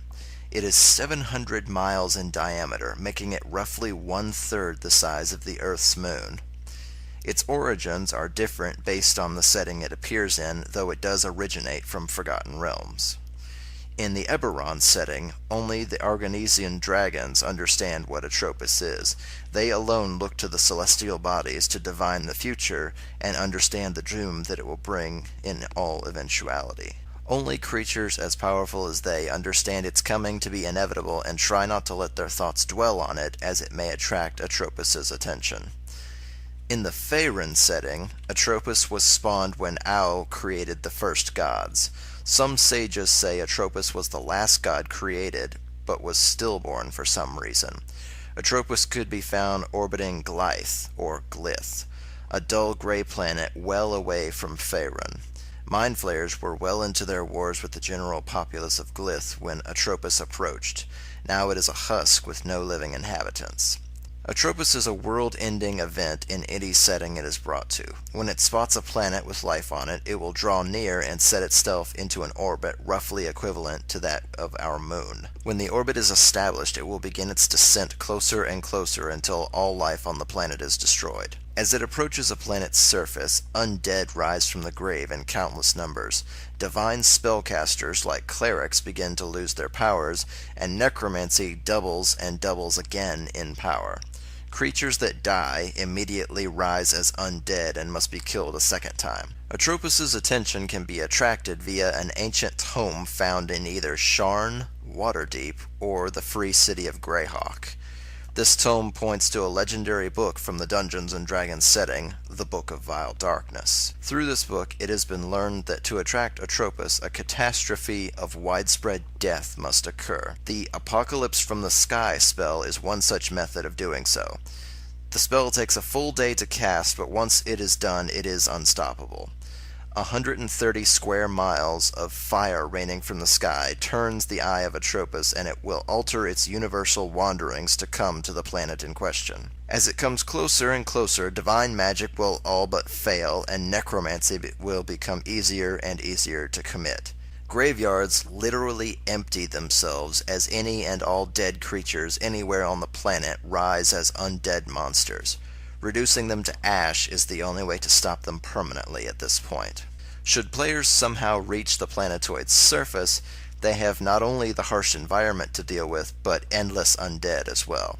The battle takes place in outer space, and there is no warmth or air to keep the PCs alive. Environmental damage alone can slay entire parties of heroes. Atropos can conjure any undead of any sort in massive numbers on its own surface, conjure undead dragons, and even angels of decay.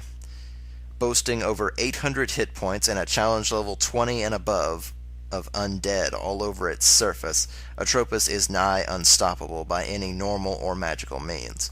All of its noted surface locations grant massive buffs to the stats of the undead that wander across them, and all of the same features sicken, grant negative levels, and destroy heroes that go near them. It is not only an unstoppable astral body, but serves as a nearly impossible environment to navigate should players actually travel there. It is the world's end, whichever world it happens to be focusing on at the time.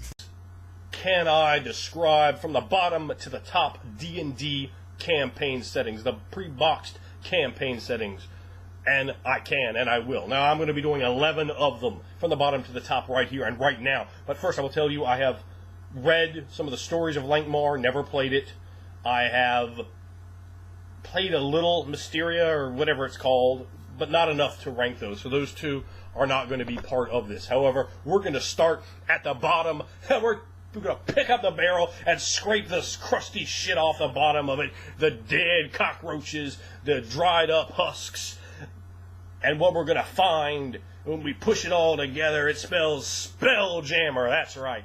Spelljammer is trash. Now, I don't know what they were thinking. I don't know. I don't know why they tried to make Dungeons & Dragons into a science fiction role-playing game. There are good science fiction role-playing games out there. I suggest if you want to play a science fiction role-playing game, do not call it Dungeons & Dragons. Do not play Dungeons & Dragons. Do not ever pick up Spelljammer.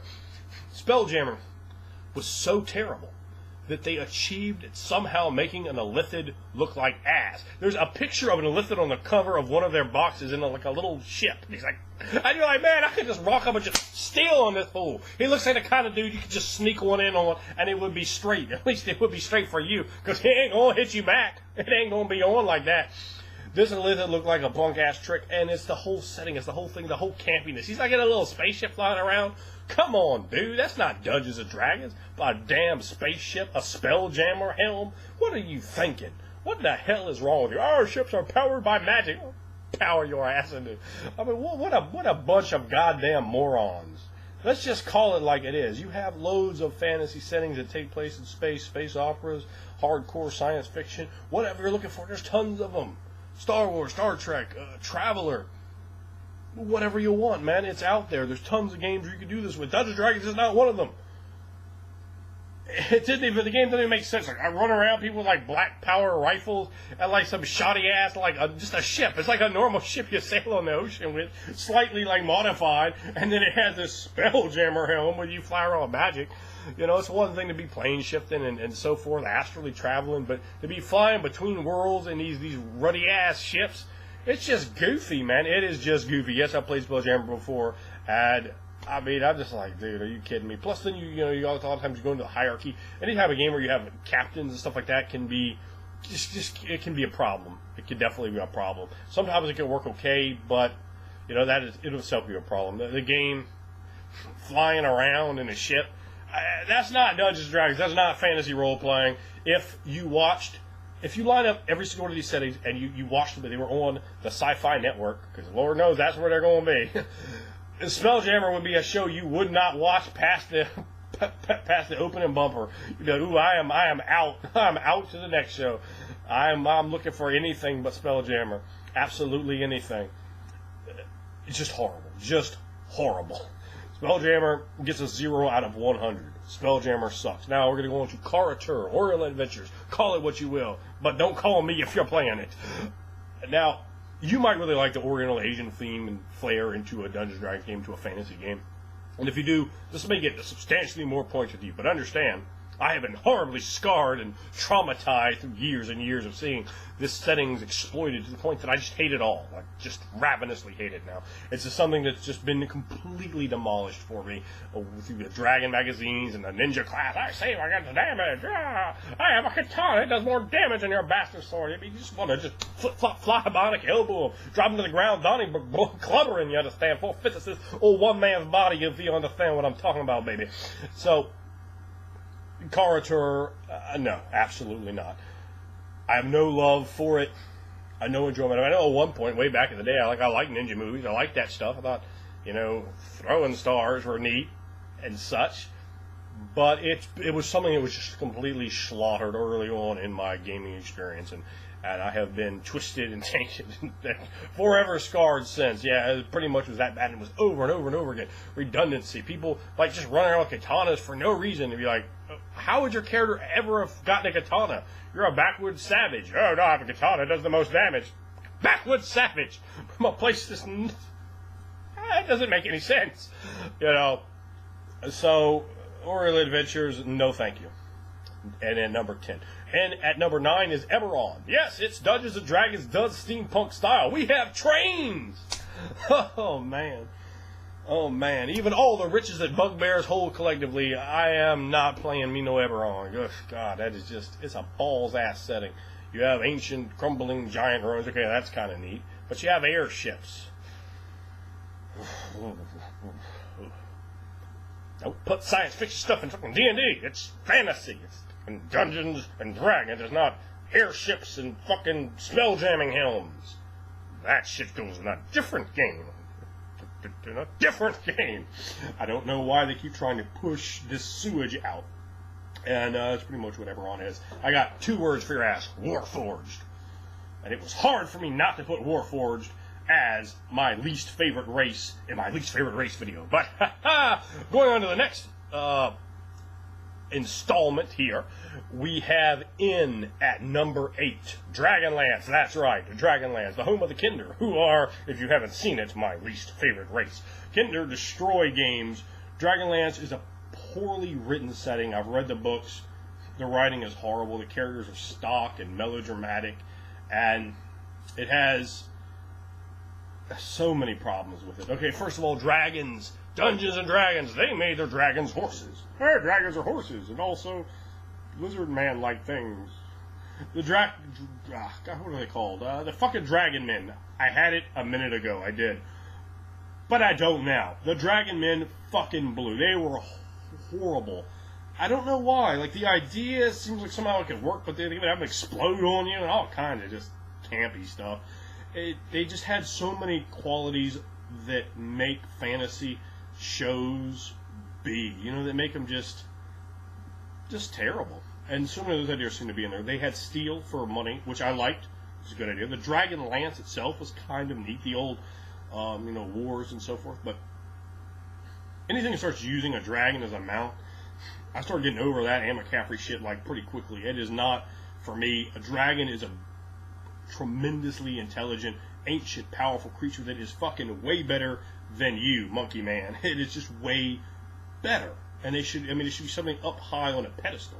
That's why I like to put a dragon. When I see him just put saddles on them, it looks like a cool artwork picture, but at the same time, it's like, wait a minute, man, come on now. Particularly in D&D, where dragons really are smart. It's not like, something like your Anne McCaffrey, or, whatever, where the dragons are just basically animals, or maybe even intelligent animals, but a dragon isn't that, even in Dragonlance, but they're just reduced out that way.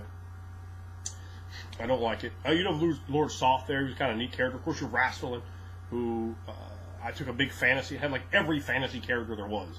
You know, from Harry Potter to Captain Kirk style, Star Wars, everything on there. And of course, when I got Rastalin, when I answered it quite truthfully, Rastalin, okay, I see why I always liked that character. I liked him. I always just wished he would delay Fireball Blast everyone else in the party over and over again. They were just terrible. Like, they were just all whiny. And I've read a ton of their books early on because I was able to get a hold of that stuff, and I hungered for anything D&D. But I would read it, and I'm like, oh, this is kind of jacking me. Like, at the same time, I would only be like, eh. And they had Fizzban. Fizzban is horrible. That was another horrible idea. Their whole mythology, the whole pantheon there, I really disliked. They had some kind of dragon goddess, I think, that was kind of neat. But overall, Dragonlance not good. River, Wind, and Swift Dick, or whatever they were called.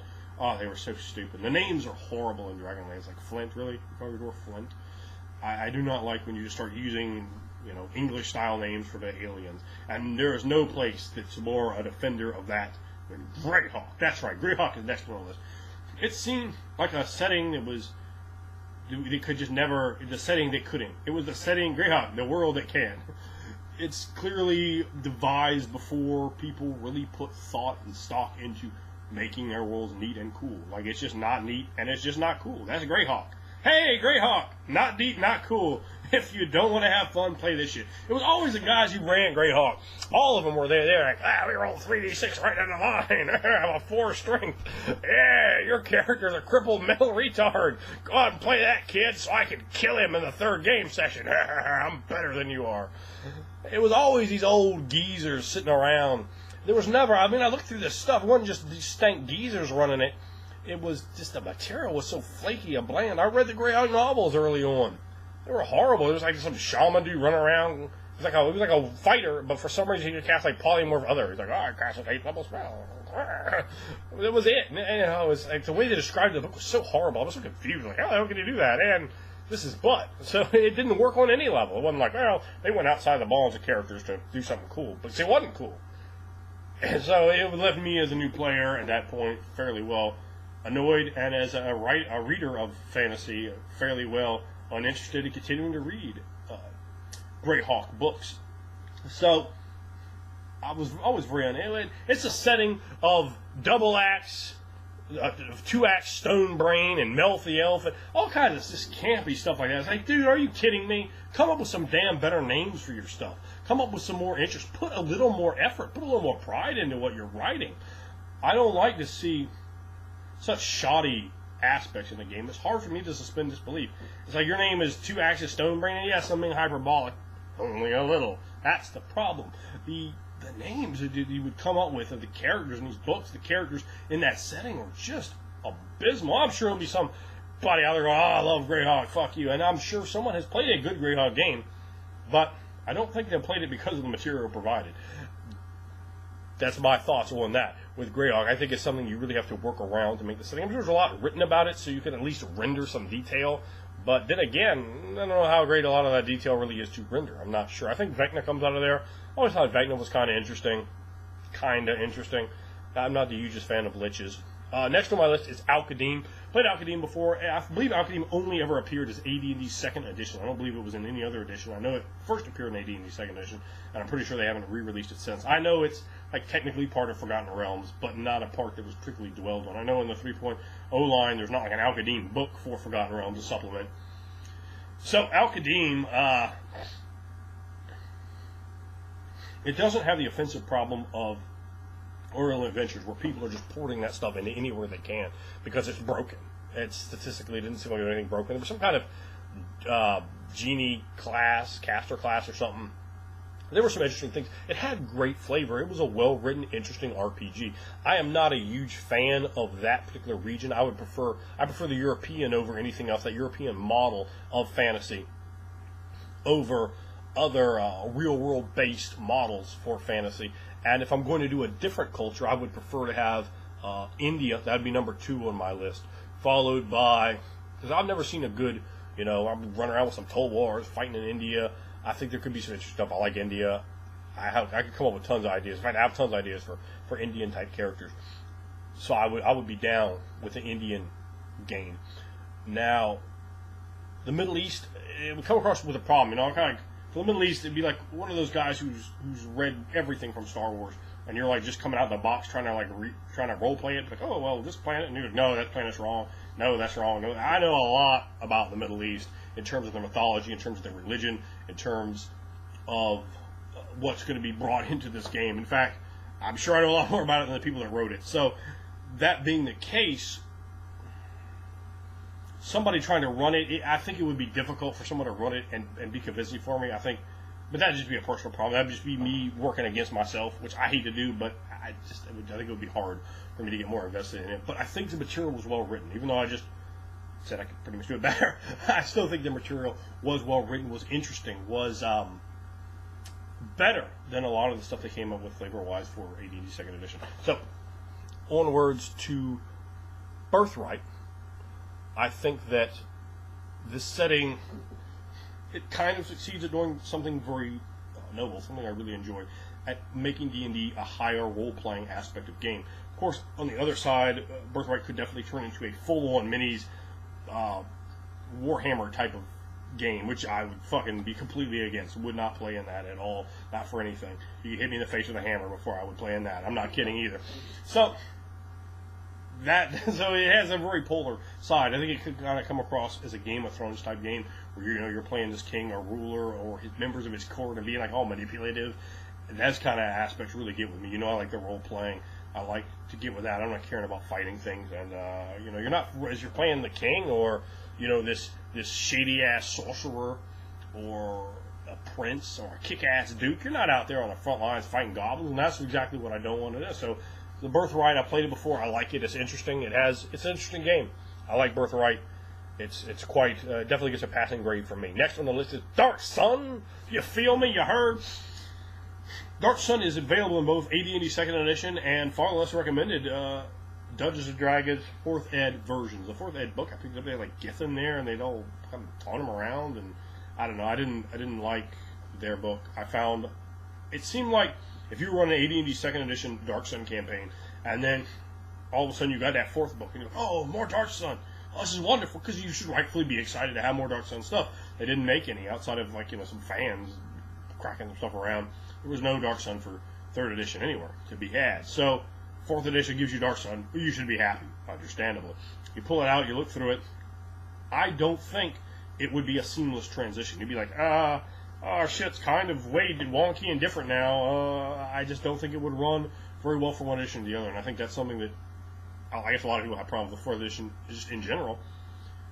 So over there's the problem. But Dark Sun, what I love about Dark Sun is, man, you'd be like 7th level, and you get your ass a copper dagger. You're like, I'm the shit.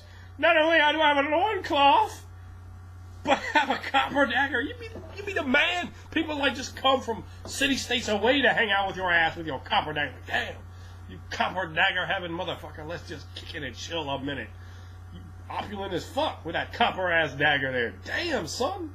In most games you're like, oh, a copper dagger. All right. But in Dark Sun, you work for that damn copper dagger. Hell, you start off with like a broken piece of bone. But in Dark Sun was very weird because it held you down in the terms of possessions, and I love that, dude. I don't like the game where you have like 18 halberds and 24 two-handed swords, a team of horses to carry all your gear, 30 extra suits of armor, and I don't care for that at all. I like less is always more. And the Dark Sun character run around in a loincloth with a copper dagger. Oh, hell, with a bone dagger with some ceramic pieces. They like to use different money. Dark Sun, big plus on Dark Sun. The city-states, the mythology of Dark Sun was quite interesting. The sand everywhere, the silt seas, the big giant lizards, the scorpion people. The fact you can play a Thrycrin, I think their half giants are a little on the side. I've seen some very terrible role-playing out of that. I thought it was a noble idea and attempt, but I think the realization overall has not been great. Elves are awesome. The best elves ever made in Dungeons & Dragons reside on Athos. They're awesome. They are awesome. If I'm playing Dark Sun, I'm playing a 7-foot tall elf that can run from one city-state to the other. They're just amazing. I love their elves. Their elves are, I can't even stop how much I love their elves. The idea of bondage and slavery and how hard things are being put upon, and the heat and the poverty, and then the just opulent looming of the Sorcerer Kings. Dark Sun works on so many levels. It gives you this horrible evil to overcome, but your characters aren't going to be these white meat baby faces. No, man, you're a dark, dirty, devilish kind of motherfucker. You have to be dirty to survive. I was never a big fan of the starting at third level. I was never a fan of the character tree you can imagine. I don't like the slaughterhouse implications that they put forward in the second edition of Dark Sun. I'm not a fan of that. The Wild Sonic abilities, I mean, I could leave it, but if it's there on the character, I don't think it ruins it. Just in that setting, overall, I'm not a fan. But in that setting, it gave it a different flair. The fact that you could have stats up to 20 was also kind of different, because it was neat. Because you didn't have the complementary of having those baller weapons. Like, you had, like, a weapon that did, like, a point of damage. Like, yes, I have 20 strength and a weapon that does 1 damage. So it presented a pretty interesting sort of situation in Dark Sun. I've played some horrendous Dark Sun games, and I played some that were very good. The fact you can play a Thrycrin or a Lizard Man or something, that's a turn on for me. I like that. I think that's neat. But overall, elves are the word of the day for Dark Sun. Next on the list, Ravenloft. I ran a Ravenloft campaign, started when I was 16. 4.5 years it lasted onwards through high school into college. At 16 years old, my game was a place to be on Friday nights. I had men in their 30s fucking showing up to play. I had so many people. I was turning people down left and right. I kid you not. If I didn't, I'd have 100 goddamn people at my table. Everybody in my high school, everybody in like the whole city of Newport News and the city of Yorktown, well, the county of Yorktown, wanted to get in on my game. People would be trying to bring their friends, slip their friend in the back door, because they knew if they asked, they'd be like, oh, no, I can't get with that. I had the same players, at least, a good amount of them through the whole thing, Frank Melvin, Ken Jones, Tim Healy, guys like this. And then people would come and go.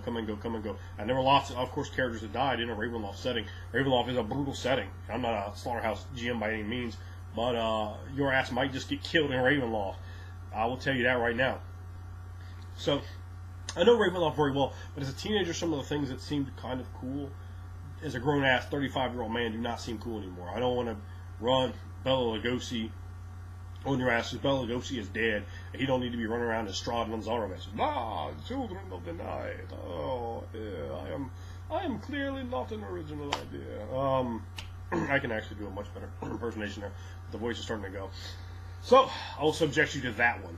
Now, you see, you have a lot of MGM studio movie monsters in Ravenloft, which is a bad thing. However, there's some neat, interesting stuff in Ravenloft, too. You have, I read a ton of Ravenloft novels, because, again, I run the setting for 4.5 years, so all the inspiration I could get was needed and useful. Suranea and the Islands of Terror, I thought, was very neat. The author, Kristen Gold, I believe it was, wrote Dance of the Dead. There were some great details in there. They had like a coin that had like 2 serpents. I love how she described the coin. That still sits with me. 2 serpents on the coin. I liked, the zombie master was like romantic and like dancing with a girl, like the heroine in it. There were like some Fey Follets, that's what they were called. Like they were good aligned with a wisp that they had like in like Japanese style, and all these like paper containers to use as lanterns out there in the swamps. Very bayou feel. I mean, it's sort of, I guess Suranea is basically supposed to be like Louisiana. That's pretty much what it is. So it's like Gothic Louisiana, but also in the Middle Ages somehow. So, but it throws elements into the gumbo, you understand. It presents an interesting feel. I like Suranea. I would use more, if I were in Ravenloft, it'd probably just be me making my own stuff up, but using the mist and really dialing the Terra up. Because in horror games, and I ran and played horror games later, you got Vampire the Masquerade substantially above Ravenloft. And then you have Cthulhu much higher than there's other horror games that check in quite well.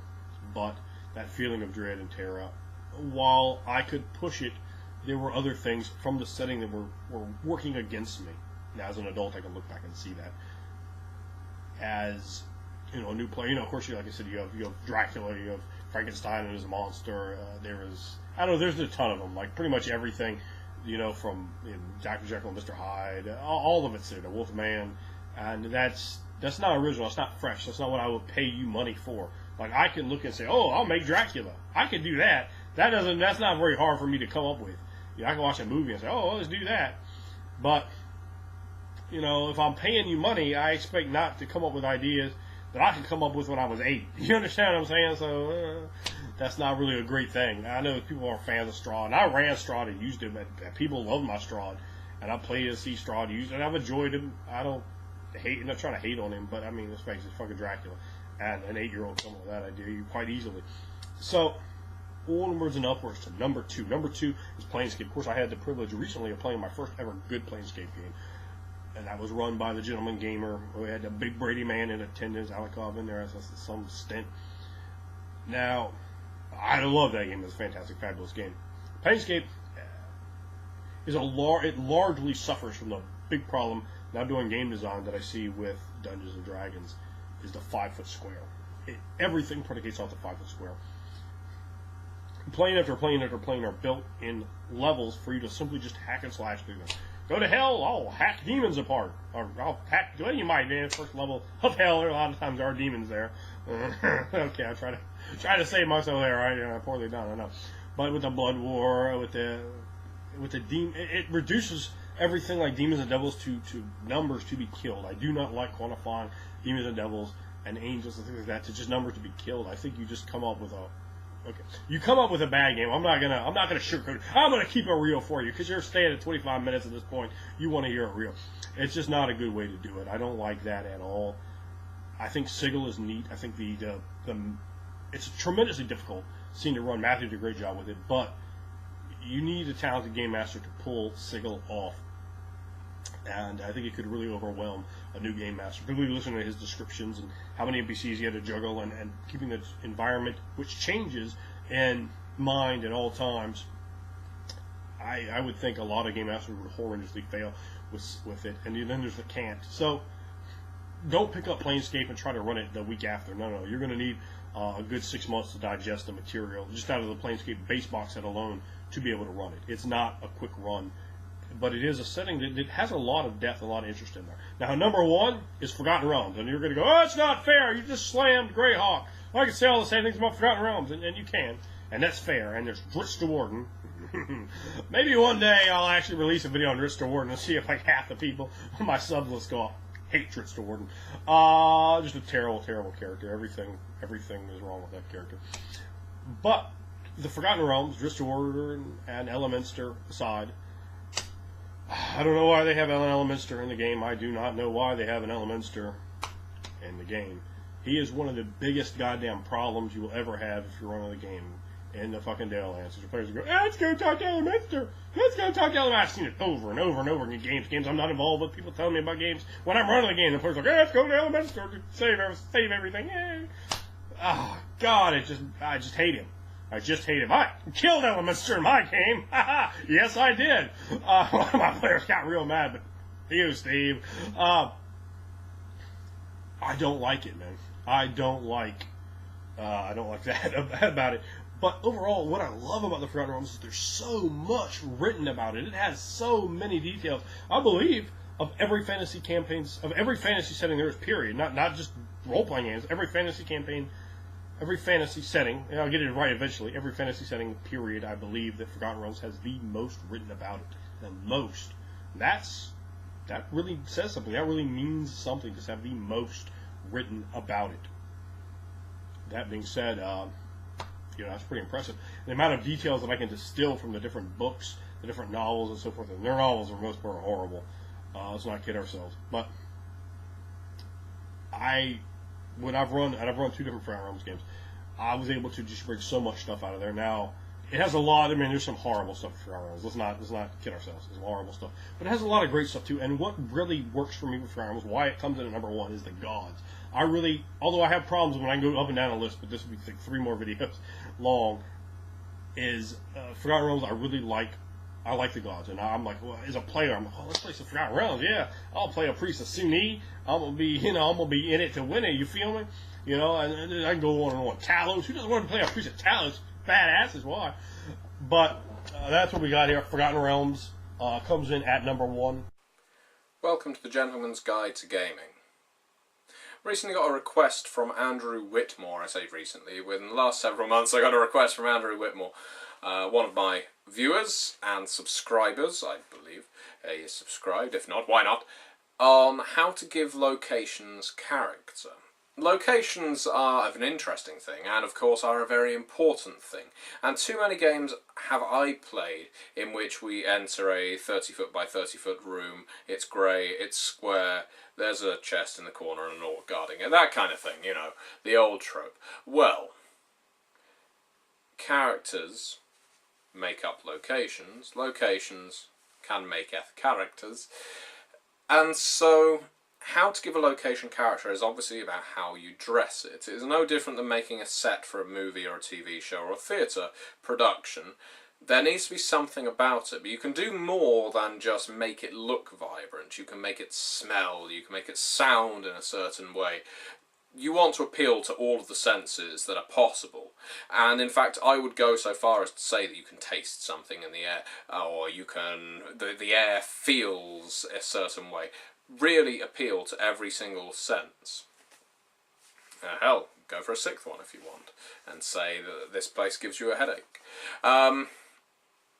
So, how to make a location interesting, or how to give a location character. Well, let's think of one, and this is completely off the top of my head. We will go for the slaughterhouse.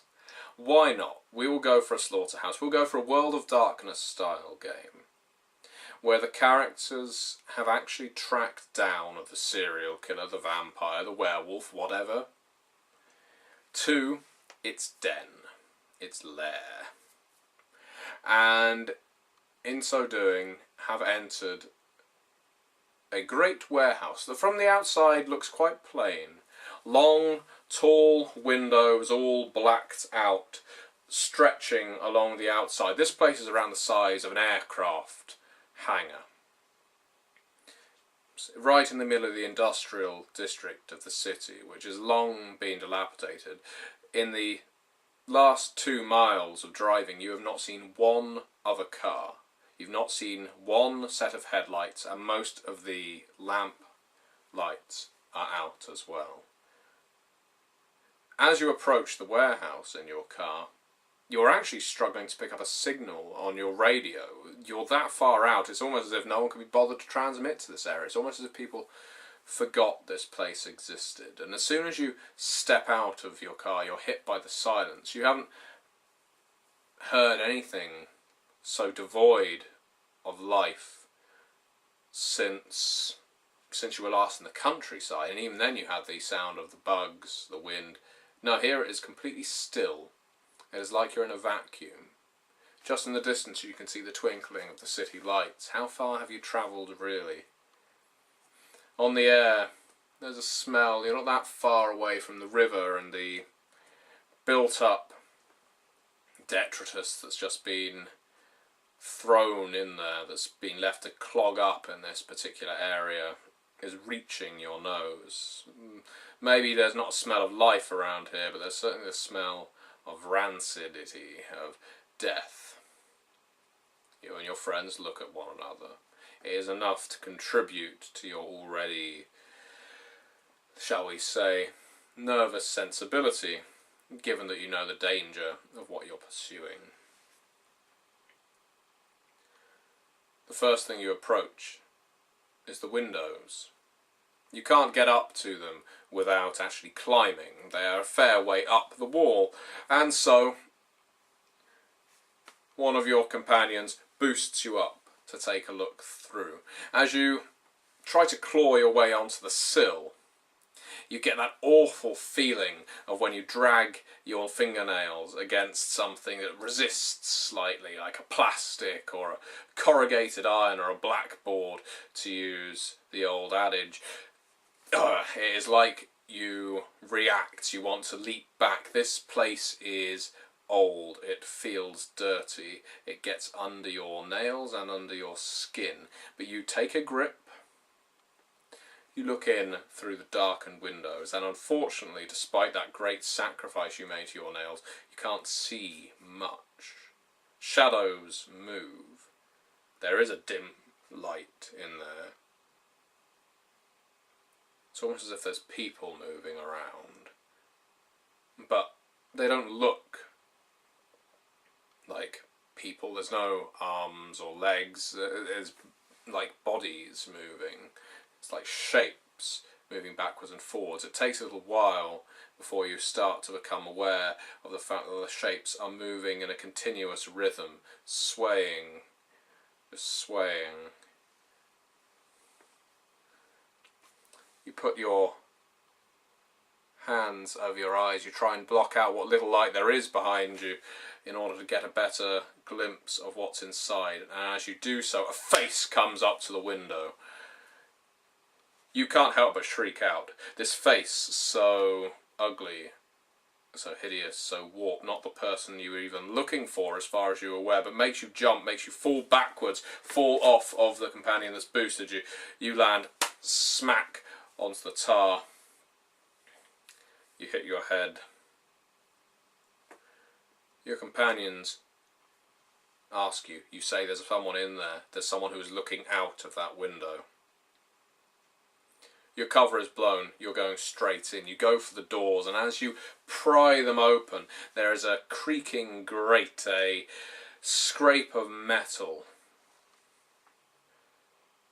Like this place hasn't been opened up for a very long time, or wasn't supposed to have been opened up at all. As soon as the door opens, the odour hits you. There's no slow wave of heat, no gradual dispersal of odour. It is like a wall comes out from the doorway and smacks you all in the face. It's the kind of odour that makes your eyes water, and you want to not breathe through your nose, you want to breathe through your mouth, but you don't want to taste this, but it smells like and tastes like meat, off meat, the way that meat gets when you've left it in the fridge for a bit too long. It starts to get wet, it starts to get slimy, it starts to congeal and taste just rancid in your mouth, just off. You can't get beyond it. It's the pungency of this odour. Something in here has died. Maybe not that long ago. You and your companions usher in. You have your weapons to hand. The sight before you. This is no 30 by 30 room. This is one long, chilled building. Part of the reason you couldn't see within is because of the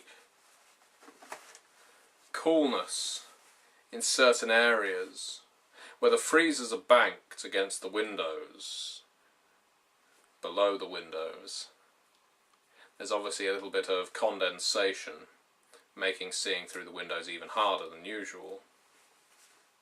And yet it doesn't override the heat in this place. This amount of electrics going on, while the freezers and the air immediately surrounding them may well be cool, the rest of this place, from all the machinery, is warm, and the tables that are laid out increasingly as you get further and further away from the door and closer towards the back of this hangar, are laid out with what can only be described as sacrifices.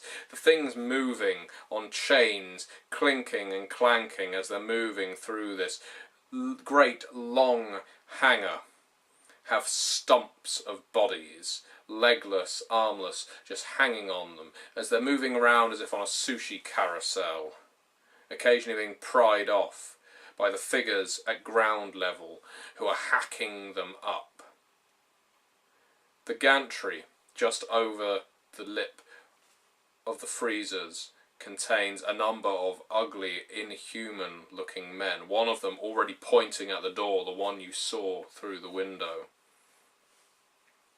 You take a step, you hear something wet. You can't help but look down. As you lift your foot, there's actual resistance. Whatever you've stepped in is so congealed, so coagulated, that is actually pulling like bubble gum attached to the floor, except it's dark, it's brown, it's red.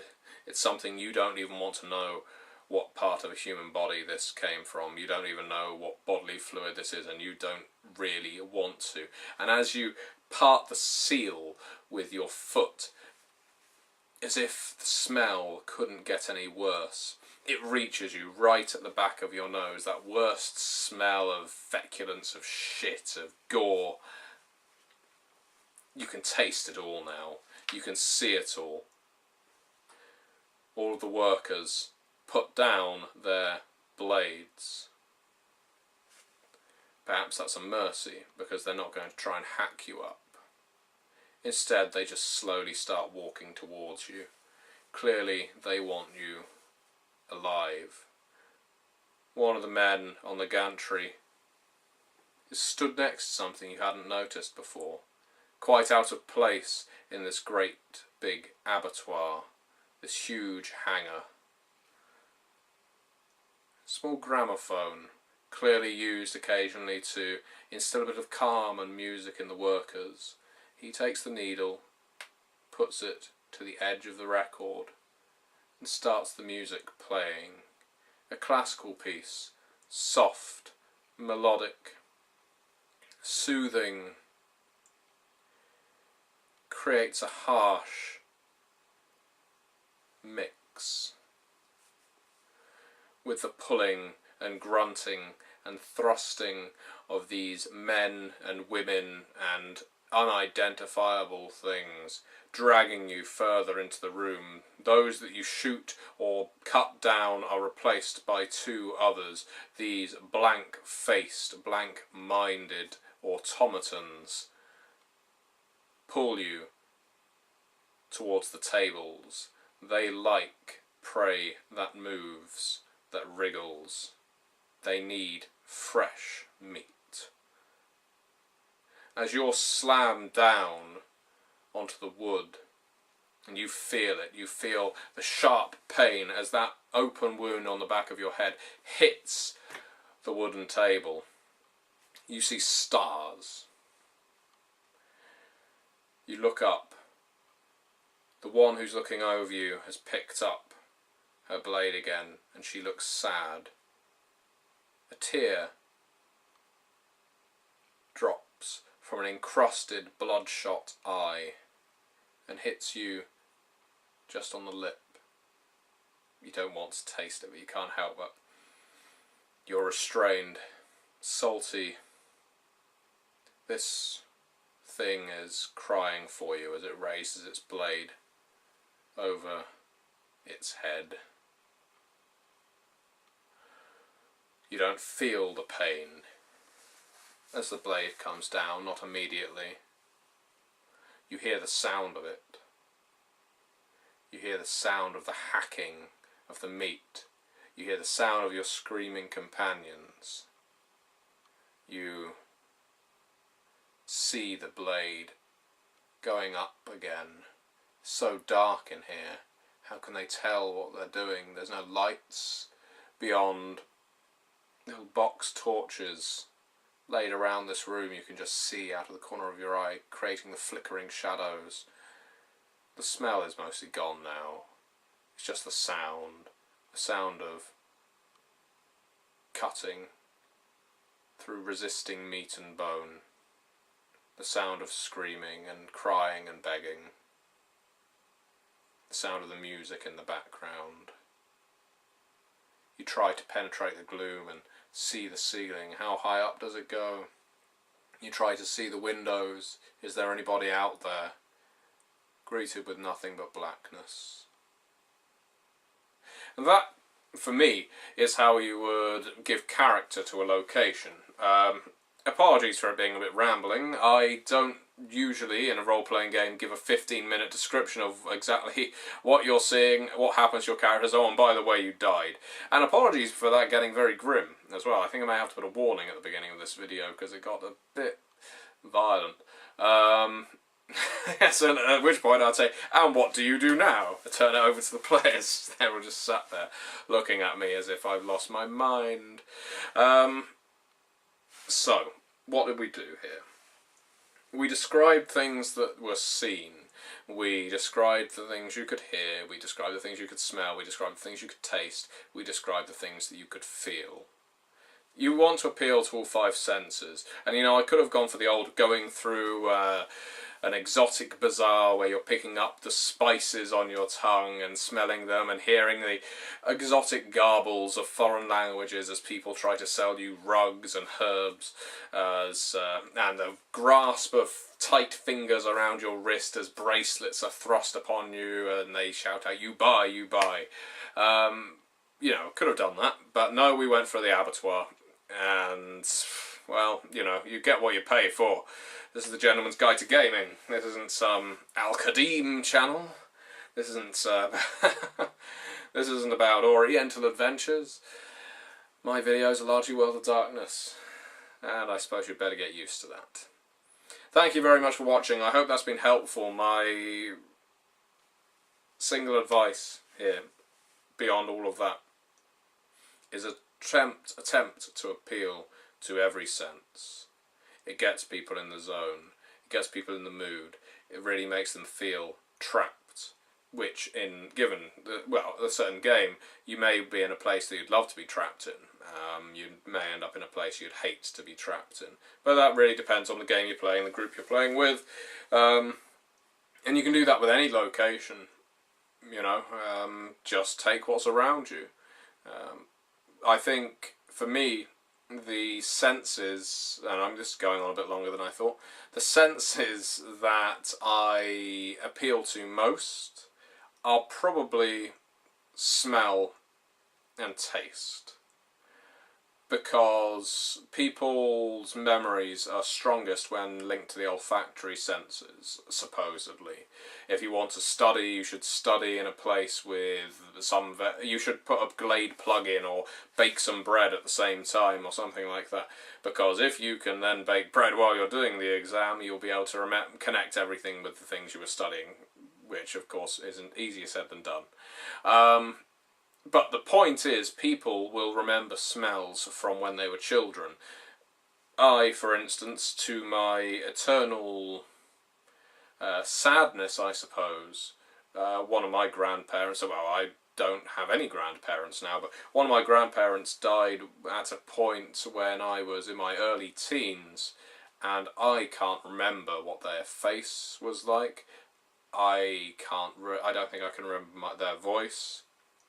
But I think I can remember the smell of the house, the smell of the washing powder.